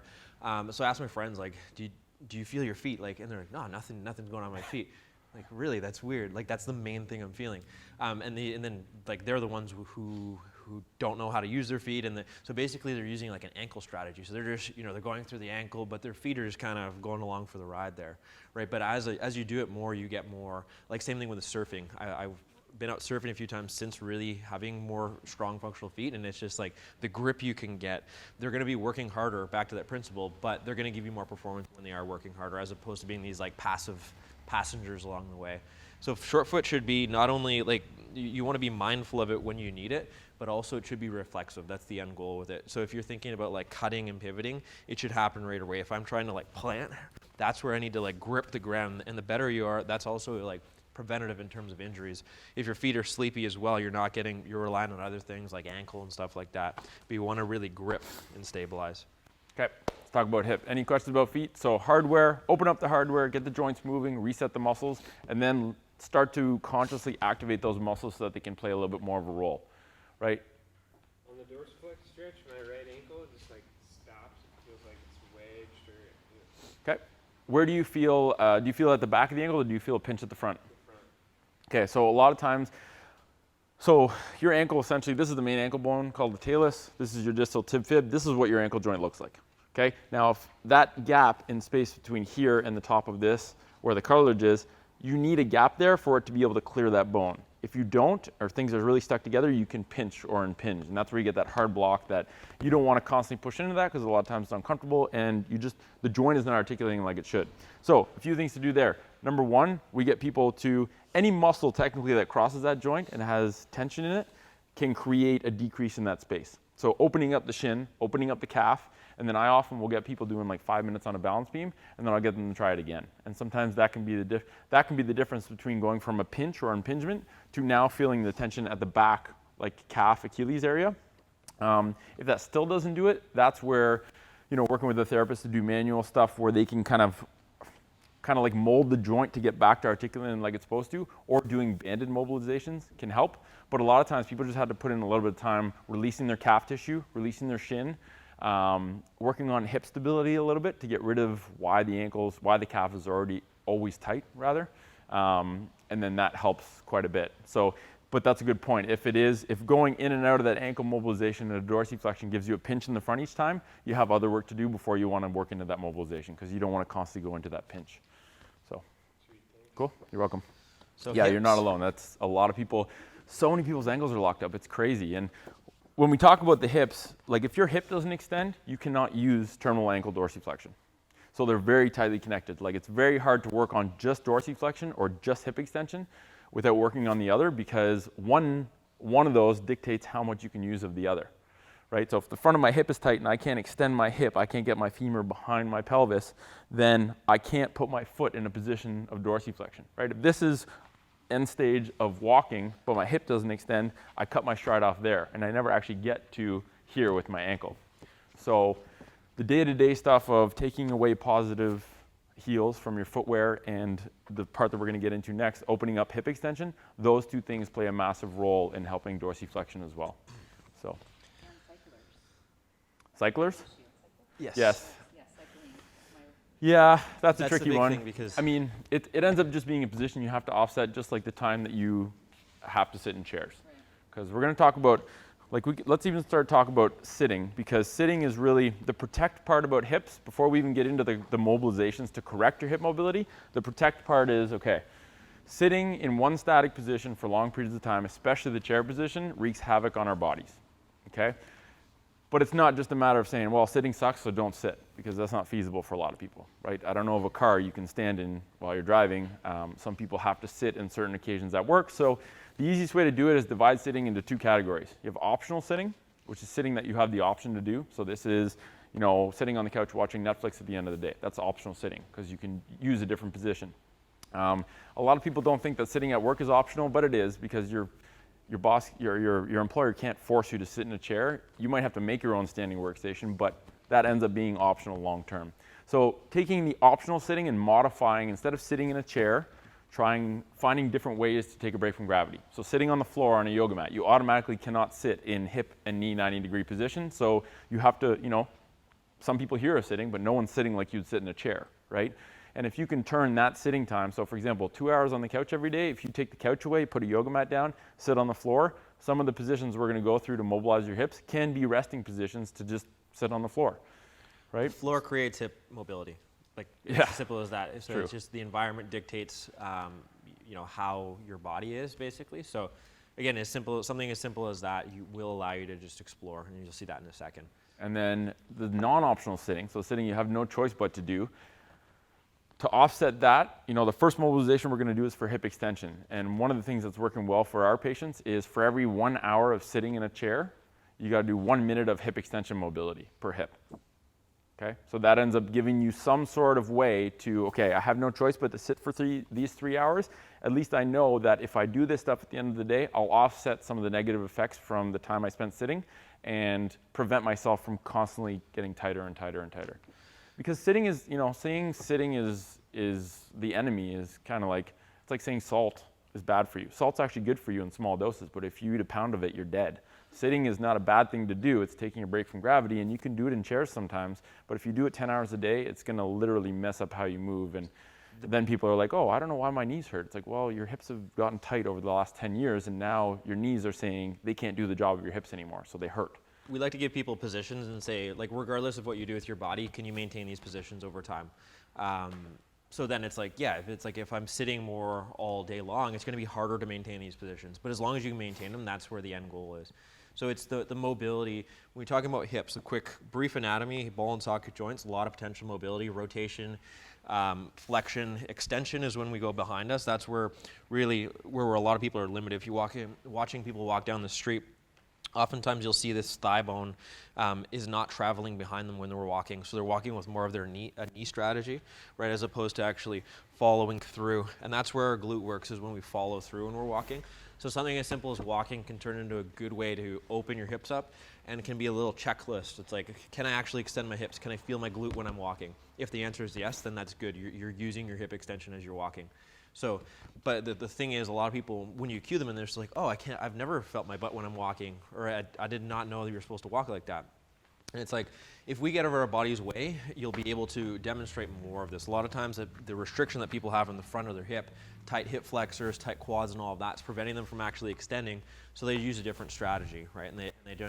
And that's kind of the body's way of working and compensating. If you can't move through a hardware roadblock, you're just going to compensate some way else. But that's not the most efficient way, and oftentimes it leads to them developing really tight hamstrings and calves because they're using their knees and their ankle a lot more to push them through when they're walking. So the hips are important just to essentially remove the roadblocks to being able to demonstrate patterns. The squat's another one. If you can't get into squat, a lot of times it's ankles, but also hips. So it gives us more freedom, but it also gives us more ball and socket freedom to explore these different positions and maintain a good foot position.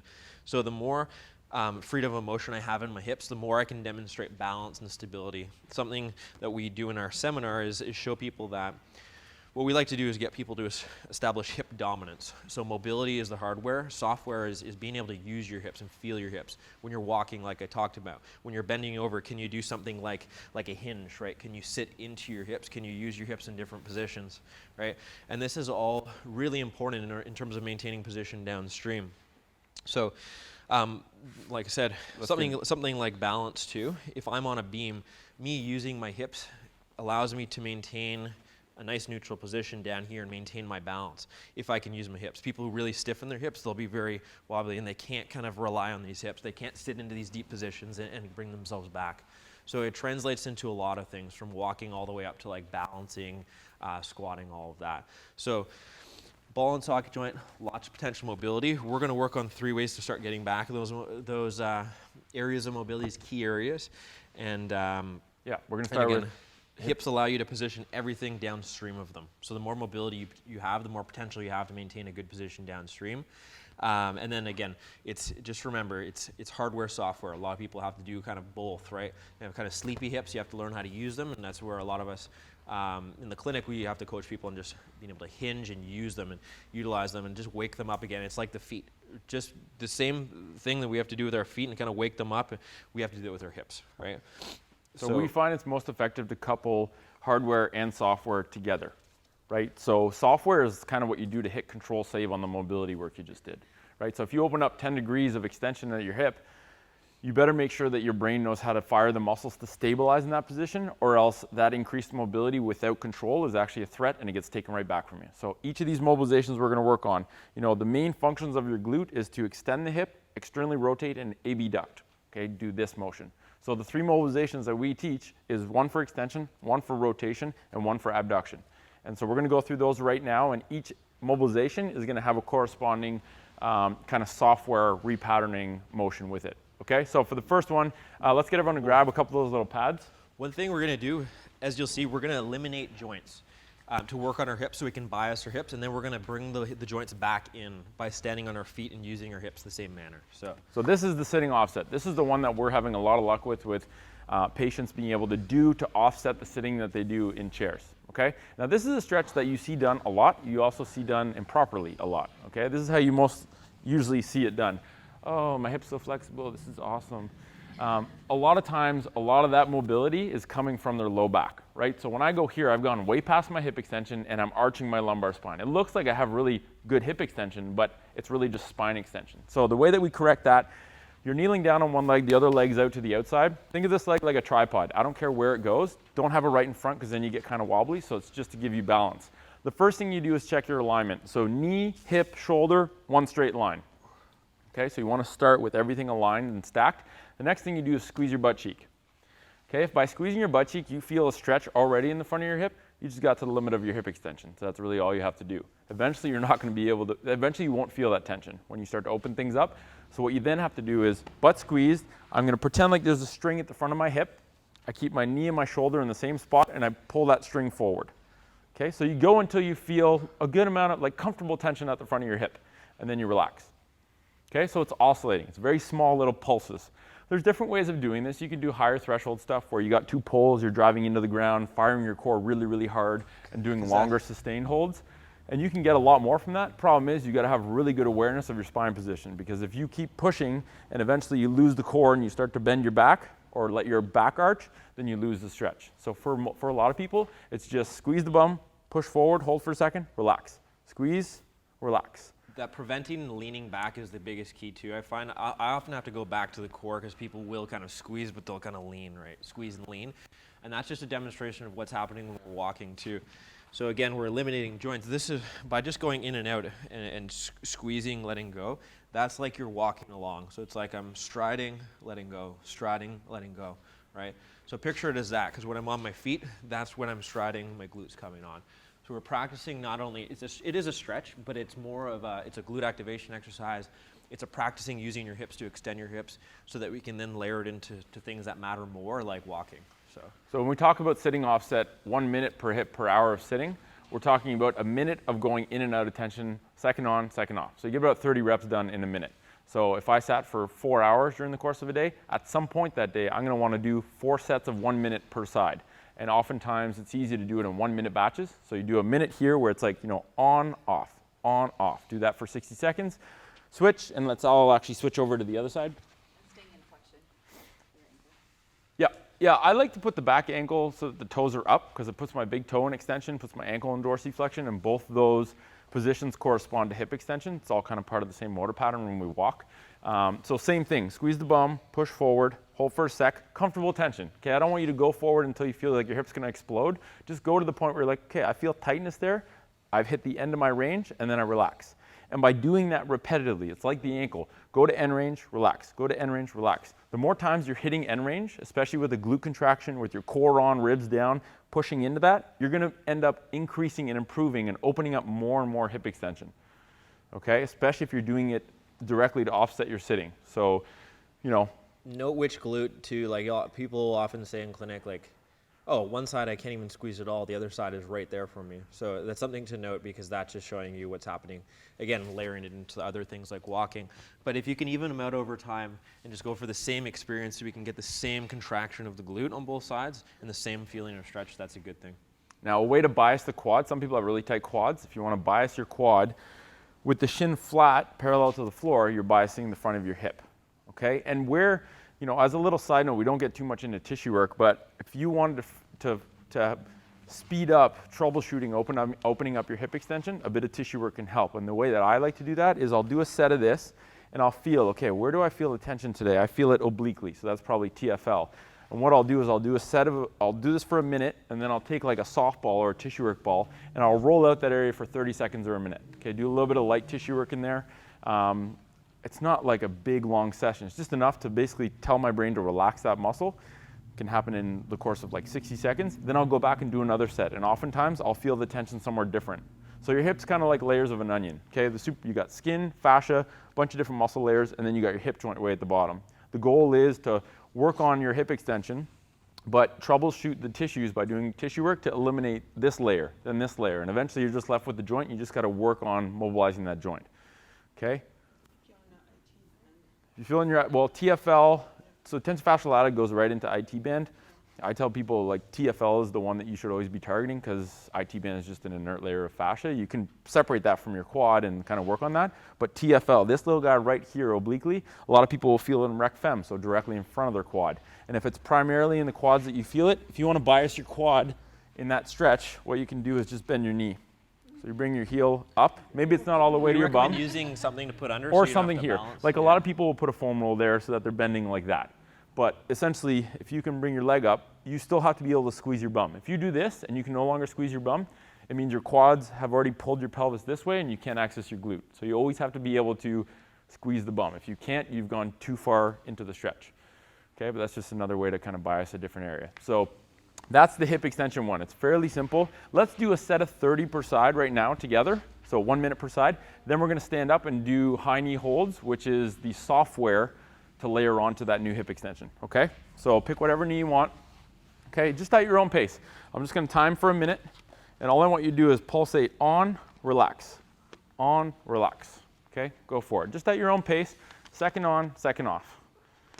Okay, now if you get a really zinging sensation down your leg, some of that can be neural tension. Okay, you got this femoral nerve that goes down the front. If everything's stuck together, the muscles and the skin and the fascia is all stuck and kind of matted down together, maybe you got to do a little bit of foam rolling there. A lot of people are foam rolling, okay, but they're foam rolling as a solution, not as part of the kind of, not as a tool to use as part of like a global plan of mobility work. And this really, we found this to be very powerful. And the other thing that's powerful about this, if you do a minute per hip for every hour you spend sitting in chairs, it forces people to acknowledge how much time they're actually spending sitting in chairs. Okay, because when I ask someone in clinic, how much time do you think you spend in chairs every day? Whatever they say, I multiply by 2.5 and I'm usually still under. Because people underestimate, they don't think of meals as sitting in chairs. They don't think of driving as sitting in chairs. Sitting on the couch at the end of the day, watching sports in the morning. They seem to only think of sitting as sitting they do at work. And they really just kind of underestimate how much they do. So switch sides. Same thing on this side, a minute, just little pulses. The glute is very important, okay? It does a couple things. Number one, it stops your pelvis from dipping forward. Number two, if you squeeze your bum, you're actually going to inhibit some of the anterior hip tissues, okay? So the body has this thing called reciprocal inhibition. One muscle fires, the opposing muscle relaxes. It stops all our muscles from firing all at once. So it's this very deeply ingrained reflex. If you squeeze your bum, you're going to inhibit some tension in the front of your hip, so it allows you to work a little bit deeper into it, okay? Another 40 seconds, and then we're going to do some high knee holds. And you wouldn't think that standing on one leg and lifting your other leg up is hard, but it'll be difficult. So just little pulses, on, off, on, off. Like I said, the more core, the higher threshold you're firing your core with, the longer holds you can do. So some people will do like, fire this at 100% so that they're literally shaking, and they'll hold it for 10 seconds and really, really push into hip extension. But you can only do that if you're really tight here and you have an awareness of what your pelvis is doing. Otherwise, you just push into low back extension. Okay? All right, let's get everyone standing up. So this is the software part. Now, I'll show it to you, and then we're all going to try a couple reps on each side together. So what it is, you're going to stand on one leg. Okay, now that we've already gone through short foot, I want you to think of pushing the toes into the ground a little bit. You're going to hold this leg. When I say go, you're going to let it go. Both hands to the outside. You're going to hold this position for 5 seconds. And what you're focusing on is squeeze this butt as hard as you can. If this knee bends, if when you're standing up this happens, you've gone past your hip extension. So this hip always stays extended. Your butt is squeezed, okay? And you're trying to lift this leg up as high as you can as you're doing this. But the focus is squeeze here and try and keep your balance, okay? Same thing, rib cage down too, because a lot of people will go up and then they'll kind of lean back like that. So prevent that. Is it abduction when you lift? No, flexion. Directly straight up like this. And I want everyone to hold their leg up first. When I say go, you let it go, but try not to let that knee fall at all. Okay? Ready, go. So hold there, hold 5, 4, nice and hard, 3, 2, 2.5, 1, and relax. Okay, now if you did 2-3 reps of a minute and you opened up hip extension, you will feel your butt cheek light up on that side because it's trying to fire in a position it may have never had access to before. Okay, so just try that on your own and do like a good session and you'll see. Try the same thing on the other side. So lift the leg up. Okay, the leg you're standing on is straight, that butt cheek squeezed. When I say go, we let go. Ready, go. Keep it nice and high. Even try and lift this leg up a little bit higher. 5, 4, core on nice and tight. 3, 2, 1, relax. Okay? Doesn't matter what the foot's doing. Typically dorsiflexion because that's what's coupled with that, but it doesn't really matter, yeah. Yeah, so that's just a drill too, because when I'm here, I'm doing 2 things. I'm doing terminal hip flexion, but in relative terms, this hip is extending, right? Because if I keep going here, eventually I'm going to bend that hip, and that's the limit of my hip extension. So that's about as far as I can extend my hip, but by dissociating both hips, you're going to the limit of flexion, which people are strong about here. That's about it. When they're asked to go above that, because we never actually have to do that, we're so used to the chair position, but we are really weak everywhere else, it works on hip flexion and hip extension. We're doing it more for the extension side, but if after a couple reps of that kneeling hip stretch to open up hip extension, you do a couple reps of that, very powerful. Okay, any questions? All right, we're gonna get into rotation now. So, all right, everyone can come down to the ground. We're gonna do a little bit of a 90-90 work. So This can be modified. We'll go through some modifications, some progressions and all that throughout. What the 90-90 is we're working primarily on hip rotation. So this front leg, I'm working on external rotation. What we're trying to do position-wise is get the thigh directly out front of us, knee bent to 90 degrees, 90 degrees at our hips here, and then another 90 degrees at the knee. So it doesn't have to be perfect. That's the ideal position. Now to modify this, some people I have to actually get them to bend their knee up a little bit here. It makes it a little bit easier at first. We can do the same with the back leg. Bend it up a little bit and makes it a little bit easier. But if you can get to this 90-90 position, that's square one. Now, often test, can you be upright in this position here without falling over? What most people are like at the start is kind of out to the side like that. They can't get over into their hips. So what we do at the start is use this hand as a kickstand to push us more into the middle here. That just feels like you're bunched up there. That's just because, yeah, it's a mobility thing. You're not used to being there, but You can bend your knee a little bit. You can bend your knee a little bit. That's not. Really? Interesting. Okay. What are you feeling? I don't know, it's just like kind of sharp pain. Okay, so if you get a sharp pain, oftentimes it's not comfortable, but oftentimes that means we're just not used to being here. If it's like sharp pain, I wouldn't recommend kind of pushing through it. Just try and modify it. So move Yeah. your leg forward or back. Find a position where you don't get that sharp pain. And here's the thing with 90-90, a true 90-90 is straight forward 90, straight out to the side 90. For a lot of people, that sucks, right? They're either here or their hip cramps up. So the key at the start, and if your knee's up like this, better to bend your knee and let your knee go down than to put torque on your knee. So at the start, you know, if you're using this as your like TV position, modify, bend your knees, reorient your legs. Doesn't have to be a perfect 90-90. Just get yourself into a position that's not easy, but it's not painful, uncomfortable, pinchy. And that's kind of where you work or where you hang out for now. And as you open up your hip mobility, like if your groin is tight and you're missing internal rotation on the right side, it's going to jam your hip joint. That's where you get the pinch from. So it just requires a little bit of time and effort and work, and you'll find it's very different. But the end goal position is this. So if you can get to, basically the goal is get to this and then just keep it. So that's as simple. And with a lot of the things, that's where it is. Here's the position you desire to attain. We can't get there now, so we modify it as needed to the point where we can get it and then just keep it. And if you keep this over time, you're not going to lose your hip rotation. Because if you just get in here every day, it's like, okay, we're good. We're not going to wake up one day and not be able to do it. So yeah, do what you need to do. So let's actually go back to that position. Do what you need to do to modify it. If you can get into a 90-90, we're going to use this hand as a kickstand at first. So we're going to push ourselves to as upright as we can. So we want to get tall through the spine here, and we don't want to be kind of rounded over through the back.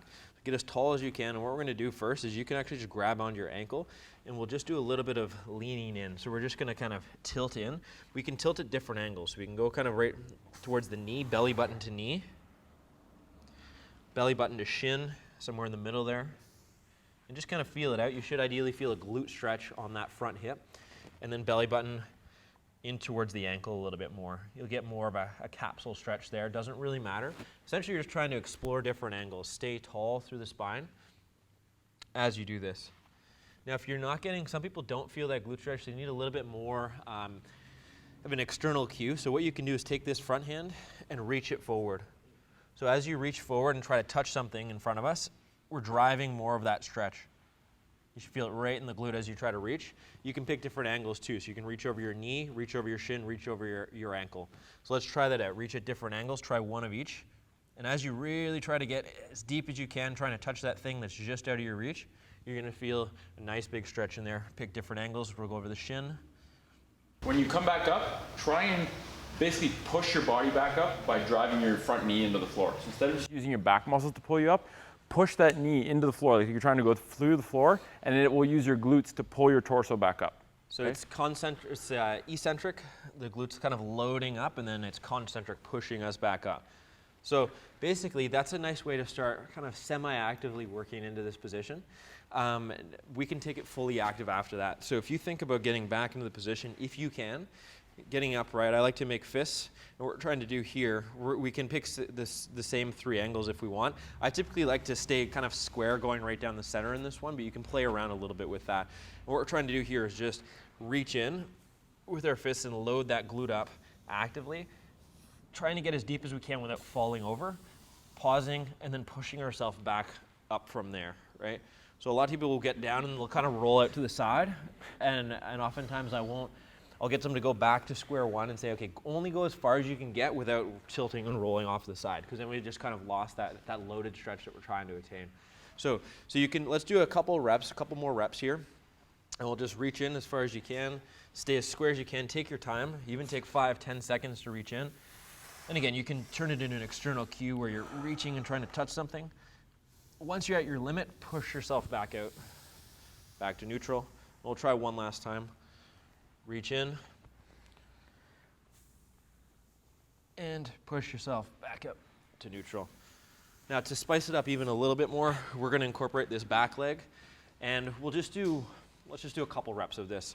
So we'll pick that middle reach right over the shin. We're going to reach in and we're going to internally rotate this backside. So watch what I do. As I reach in, I'm trying to lift this back leg up, and I'm reaching. Right. And I'm finding where my limit is, and then I'm pulling back out of it. So let's do 2 of those, and we'll hit the other side. Now, even if you just try and lift your ankle, if it doesn't lift up off the ground, that's okay. But just if you're making an effort to do it, you're firing muscles that internally rotate your hip. Like, this is active mobility work. So this is not like, simple, easy, fun stretching. This is using muscles to actively control yourself and pull yourself into a new range of mobility. So it's, you get way quicker and better results with it, but it's also sucks. It's like work. It's a workout, basically. You can get sweating and huffing and puffing just doing positional work. This is stuff like Andrea Spino and FRC, functional range conditioning, kin stretch. Very, very good stuff. I think it's hard for a lot of people to do it for an hour, but I think more people can do small doses of it, like, for example, this 90-90. And if right now, like 90-90, even just being able to kind of be here and chill and hang out without putting your hand on the ground, that's a screen. Because if right now you can't do that without cramping up or without modifying, but in a month from now you can, you change something, right? Your hip mobility improved because you just earned a position you didn't previously have. So that's another way to show yourself. You can get more intense with it too. Oftentimes I'll grab a weight here, right? Just by holding a weight, I automatically need to own that position more, right? Because if I can't be on the verge of tipping over and hold a weight, right? And then I can think about going in actively and really loading that glute up. I'm getting a really nice active stretch there. And then I'm pushing myself out of that position there. So you can hold a weight, you can do different stuff with it, but it really is trying to, first of all, attain the position. Second of all, it's trying to strengthen and really ingrain the position. And then third of all, just make sure you keep it over time. And then, like I said, use it as that screen. Let's go to the other hip, actually. And we'll do a little bit of passive work first. Again, try to get to that position. Note which hip feels different or tighter. Yes. Typically, your dominant side leg will be harder to do in this. And not all the time, but most of the time, because it's a little bit tighter. So that's, for me, I have more trouble on this side. I can get nice and upright, but it's just harder work for me. So let's just kind of ankle on, hand on ankle at first, and we'll just try to lean in, do some of the passive stretching, hit different angles. Belly button to knee, belly button to shin, belly button to ankle, and just feel it out. Sometimes you'll feel not much going on. Some angles you feel like, oh, there's a real big glute stretch. So kind of just use that as your guide, what it feels like.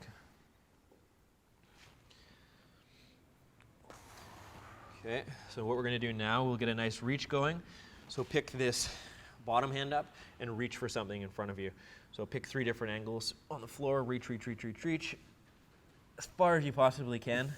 Push yourself out of it. Literally reach for something. Stare at something that's beyond your reach and do everything you can to really reach for it. If you have an external cue that you're reaching for, you will go further and your brain will allow you to go further. And last one. Sounds weird, but it's legit. Good. All right, if we can, let's do some active ones now. So get up as tall as you can. Make fists, reach those fists in. Try to square up as much as you can and stay tall through the spine. Load that glute up. And then push yourself out of it. You might get cramping in that back hip too as you do this. We'll do 3 reps of those, slightly different angles each. Cramping's okay. Cramping means your brain's freaking out because the muscles are weak there or they've never been asked to go there. And that's one of the first things you notice goes away, because your brain stops acknowledging that position as a threat and freaking out with the muscles and is all of a sudden more comfortable going there if you've ingrained a little bit of control and strength in those positions. So it does go away, I promise. Because I used to not, even just going here, first couple times I got here, I would be like, ah, like it felt like someone shot me in my hip. And it's just through putting yourself here, like literally putting a yoga mat in front of your couch at home is one of the most productive ways to get more time in 90-90 because it's always there to remind you, right? And it's one of those things where like a lot of people just have to engineer their environment at home to eliminate the chance of failure. It's kind of like if you have chips in your house, you're probably going to eat them. If you never buy the chips, you never eat them. If the couch isn't there and all you have is a yoga mat, that's how you chill. That's how you sit down, right? And that's how you can turn 2 hours a day of hip mobility work into something that it doesn't even feel like you're taking extra time. You can still watch Netflix or whatever you want on TV. You just have to do it by putting your body in a different position. That goes from detrimental to actually beneficial. So very powerful. A lot. Do you guys suggest breathing through the cramp or stopping and addressing it? I usually modify position because once your brain's decided it doesn't know that position, a lot of times I'll modify slightly and try and figure out how you're modifying so that you modify a little bit less each time. But you want to go back to where you're cramping because that's where you need to actually go. It's telling you you're not comfortable here, so you need to develop comfort there. I mean more like in the moment, because I had a guy Yeah. who was working my feet, who my arch would cramp, and he'd Yep. say, let it cramp. Yeah? It's strength of that muscle is getting your brain awareness of Did it work Yeah. for you? Did it work? Seem to, but Okay. Yeah, no, I like. Hey, if you can breathe through it, if you can breathe out a cramp and kind of tolerate it, it's just I've tried that and I basically just went into full-on you spasm go- and it was like it hurt after. So It's almost like you touch in and Yeah. out of the cramp as opposed to going fully. Like you're talking about the cramps where you like seize up and you have to. yeah, where it's like you lock up, you're like, okay, I can breathe through this. Oh no, Because I even can't. here, it's like you'll feel the cramp come on and then off a little bit, on and off. That's what there. Yeah. Yeah, we gotta Okay. speed it up. Was the goal for the 90-90 is for the knee to be Yep.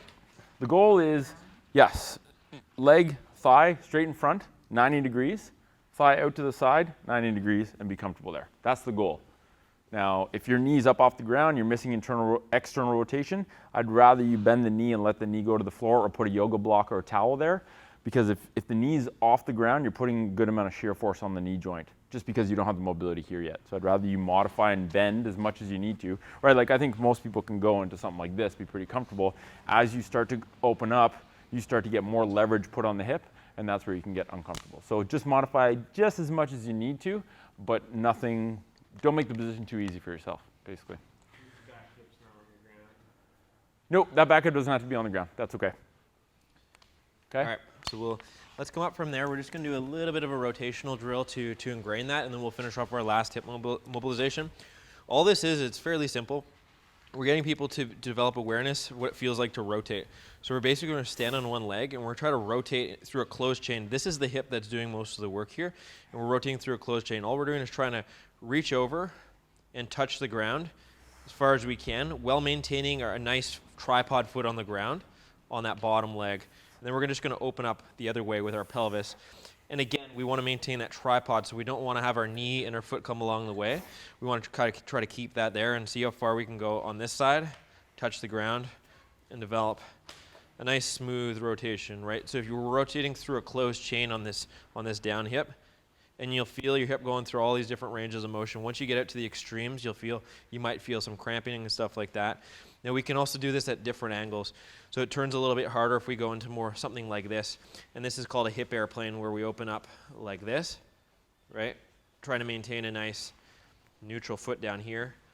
Bring it across this way, open up like this. So it's all rotational control at his pelvis, right? A lot of people will do this and they'll just kind of go, oh yeah, this is so easy. But what you want is actually is not just your leg, but it's physically your pelvis. So sometimes I get people to put their hands on the front of their hips. Your pelvis should rotate one way and your pelvis should rotate the other way. This leg is like a statue. The knee doesn't cave in, the foot maintains an arch, which means you're probably not going to go as far.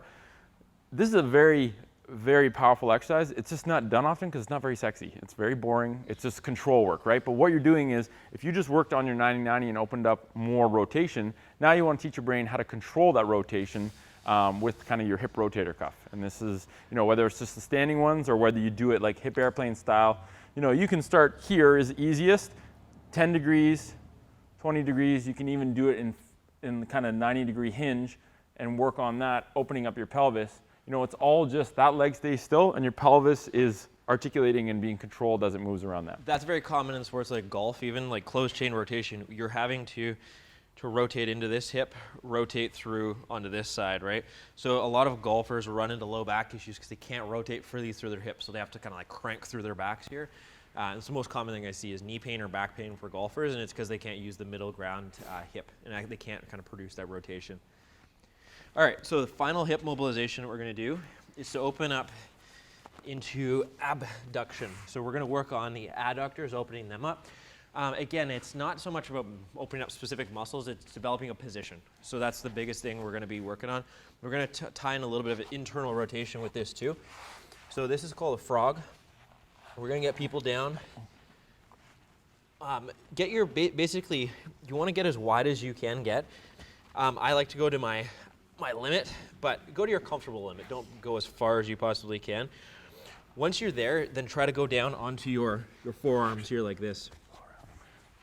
So all we're doing is some rocking at this point. So from this position, we're using your palms on the ground. Knees are as wide as you can. You can even slide them out a little bit more when you're down here. And then we're going to be pushing ourselves. So we're going to be pushing ourselves down into the hole. So once you push yourself backwards down into the hole, we're going to do a little bit of rocking there, gentle rocking. And you're going to feel that your groin stretching a little bit. We're going to pull and rock forward a little bit. And then we're going to go down to the bottom again. So the first, again, this is more passive. It's just see how it feels. Typically when you go down to the bottom, you're going to feel your groin a little bit more. You want your hips to stay level with your shoulders? Doesn't matter so much. You don't want to have, I'd bring your arms a little closer to you. And then you're going to push all the way backwards to the wall. Keep going backwards. Keep going back. So bring your elbows even closer to you. There we go. And then keep pushing backwards. Yeah, keep going. There we go. All the way down to the bottom. There we go. Good. So you're pushing as far as you can back, rocking a little bit, pulling yourself forward, and doing that a little bit. Now to take it more active, what we're going to do is we're going to pull forward where you started, kind of somewhere in the middle. Bring your feet closer Pretend you're in a hallway. You're in a hallway just wide enough to get your knees in. So your knees are touching that hallway. I want you to push into the walls on each side. Push the hallway like you're trying to break through with your knees. And as you try to push through that hallway and into that hallway, into those walls for 5 seconds, we're going to activate our glutes here. And we're going to strengthen into this position. So 5, 4, 3, 2, 1, and relax. Now push down a little further into the hole again. And again, back to that hallway analogy. Push into those halls.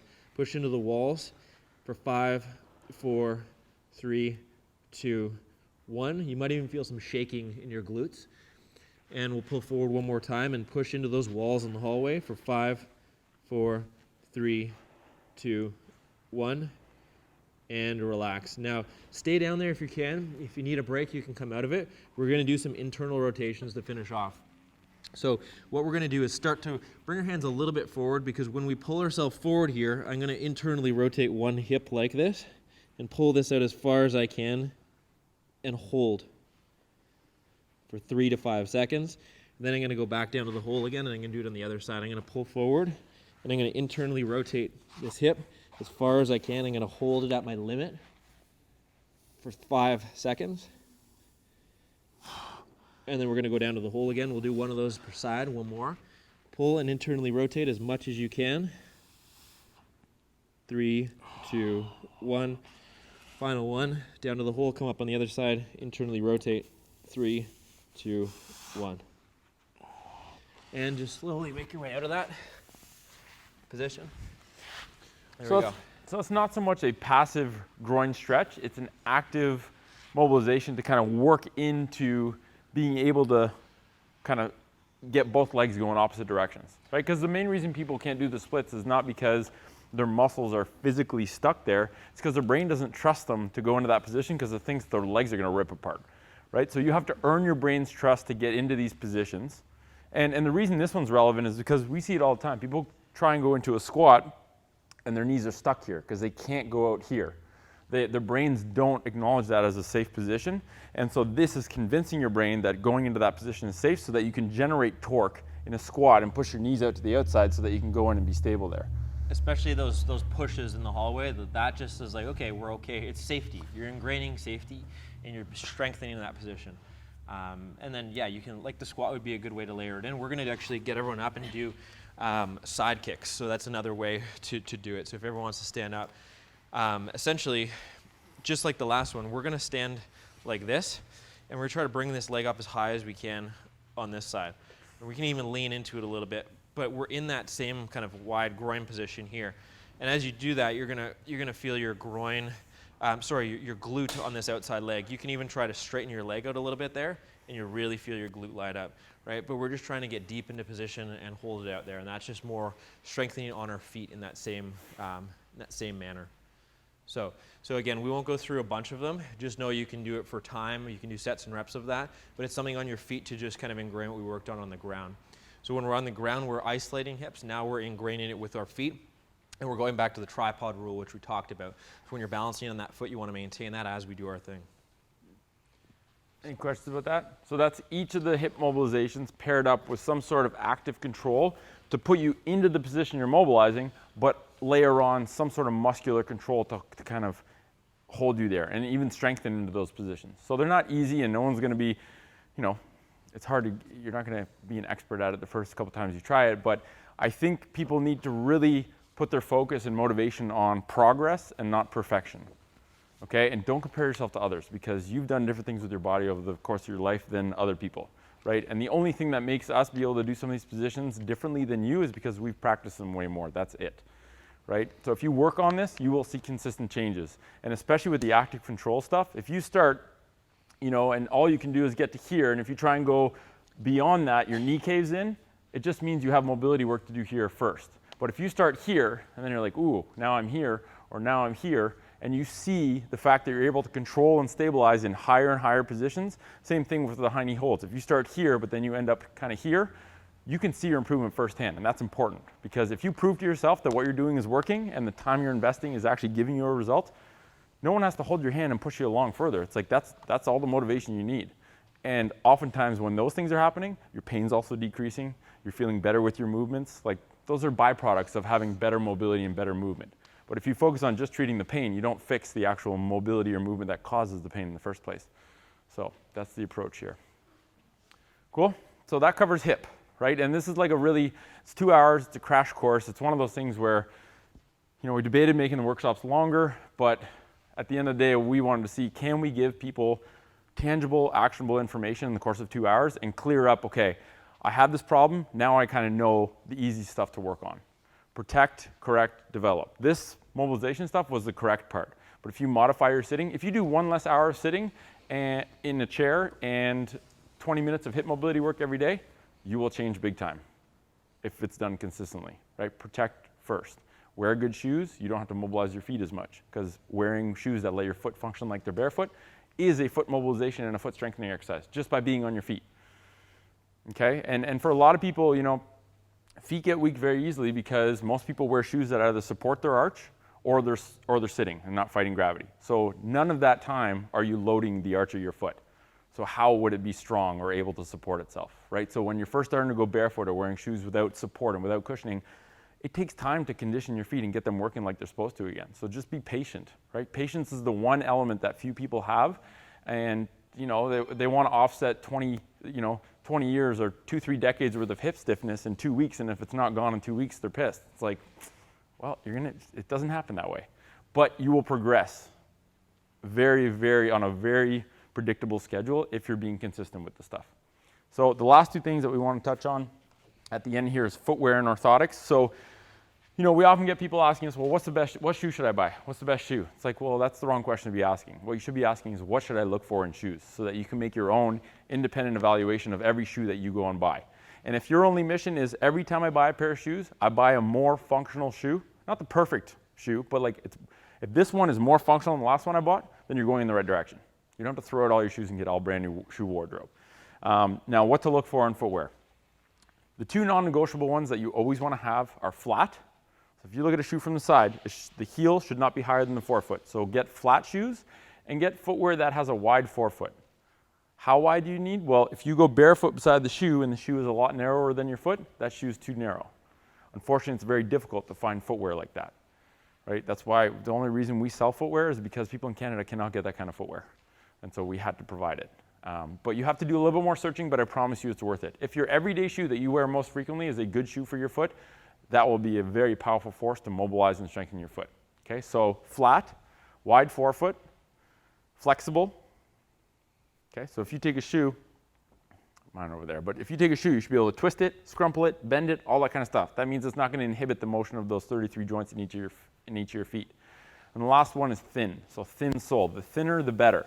The thinner the sole is, the more sensory input you're going to get from the ground. The more you're going to feel all these different things like, rocks, curbs, angles, all that kind of stuff. Okay? And if you ditch, we talked about how cushioning is really just a way to deprive the sensory input from your foot. So we don't need cushioning. If you have cushioning in your shoes, it lets you walk very weirdly without realizing it, and especially with running. We won't get into that, but, and then arch support. Any support you give your foot externally is support you don't have to get from the muscles of your own foot. So arch support is really just a way to weaken your foot. And the more you wear arch support, the more you have to rely on it because you lose the ability to do it yourself. Okay? So that's footwear. We talk about orthotics. We started the TFC Audio Project podcast because topics like orthotics are very complex, multivariable topics. And to do a post on Instagram and write 5 lines of text, it's obviously going to piss some people off or it's going to be unclear. So the podcast, we did one on orthotics. So if you want a longer conversation about that, that's probably the best place to get it. But the reason we see orthotics is not a very effective way to treat foot dysfunction is because, number one, foot dysfunction really is an indicator that your hips aren't doing what they're supposed to most of the time, right? So looking at the hips and fixing those issues is a much better long-term solution than just giving your foot artificial support. And really, if you look at why people get plantar fasciitis or foot pain, foot-specific pain, a lot of times it's because their foot is stiff and weak. Okay? If you come see me with a stiff and weak and painful neck, I don't put you in a neck brace for the rest of your life, right? I try and get you to strengthen and mobilize your neck. And a muscle that's weak can be strengthened. A joint that's stiff can be mobilized. And that's what needs to be done to restore function in those areas. And so someone coming to see, if you have a stiff, weak foot and it's painful and you go see someone and they put you in orthotics, it'll probably make your foot feel better temporarily.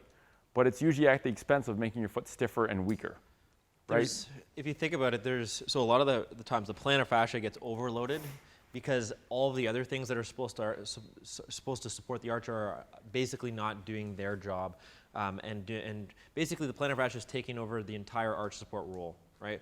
So if you think about what other things that support the arch, all of the lower leg muscles that attach into the foot help support the arch. Your hip's ability to position your arch helps support your arch. All the intrinsic muscles underneath your plantar fascia in your foot, they're also big arch supporters. So if all these other things are not doing their job, it's just kind of an overload issue.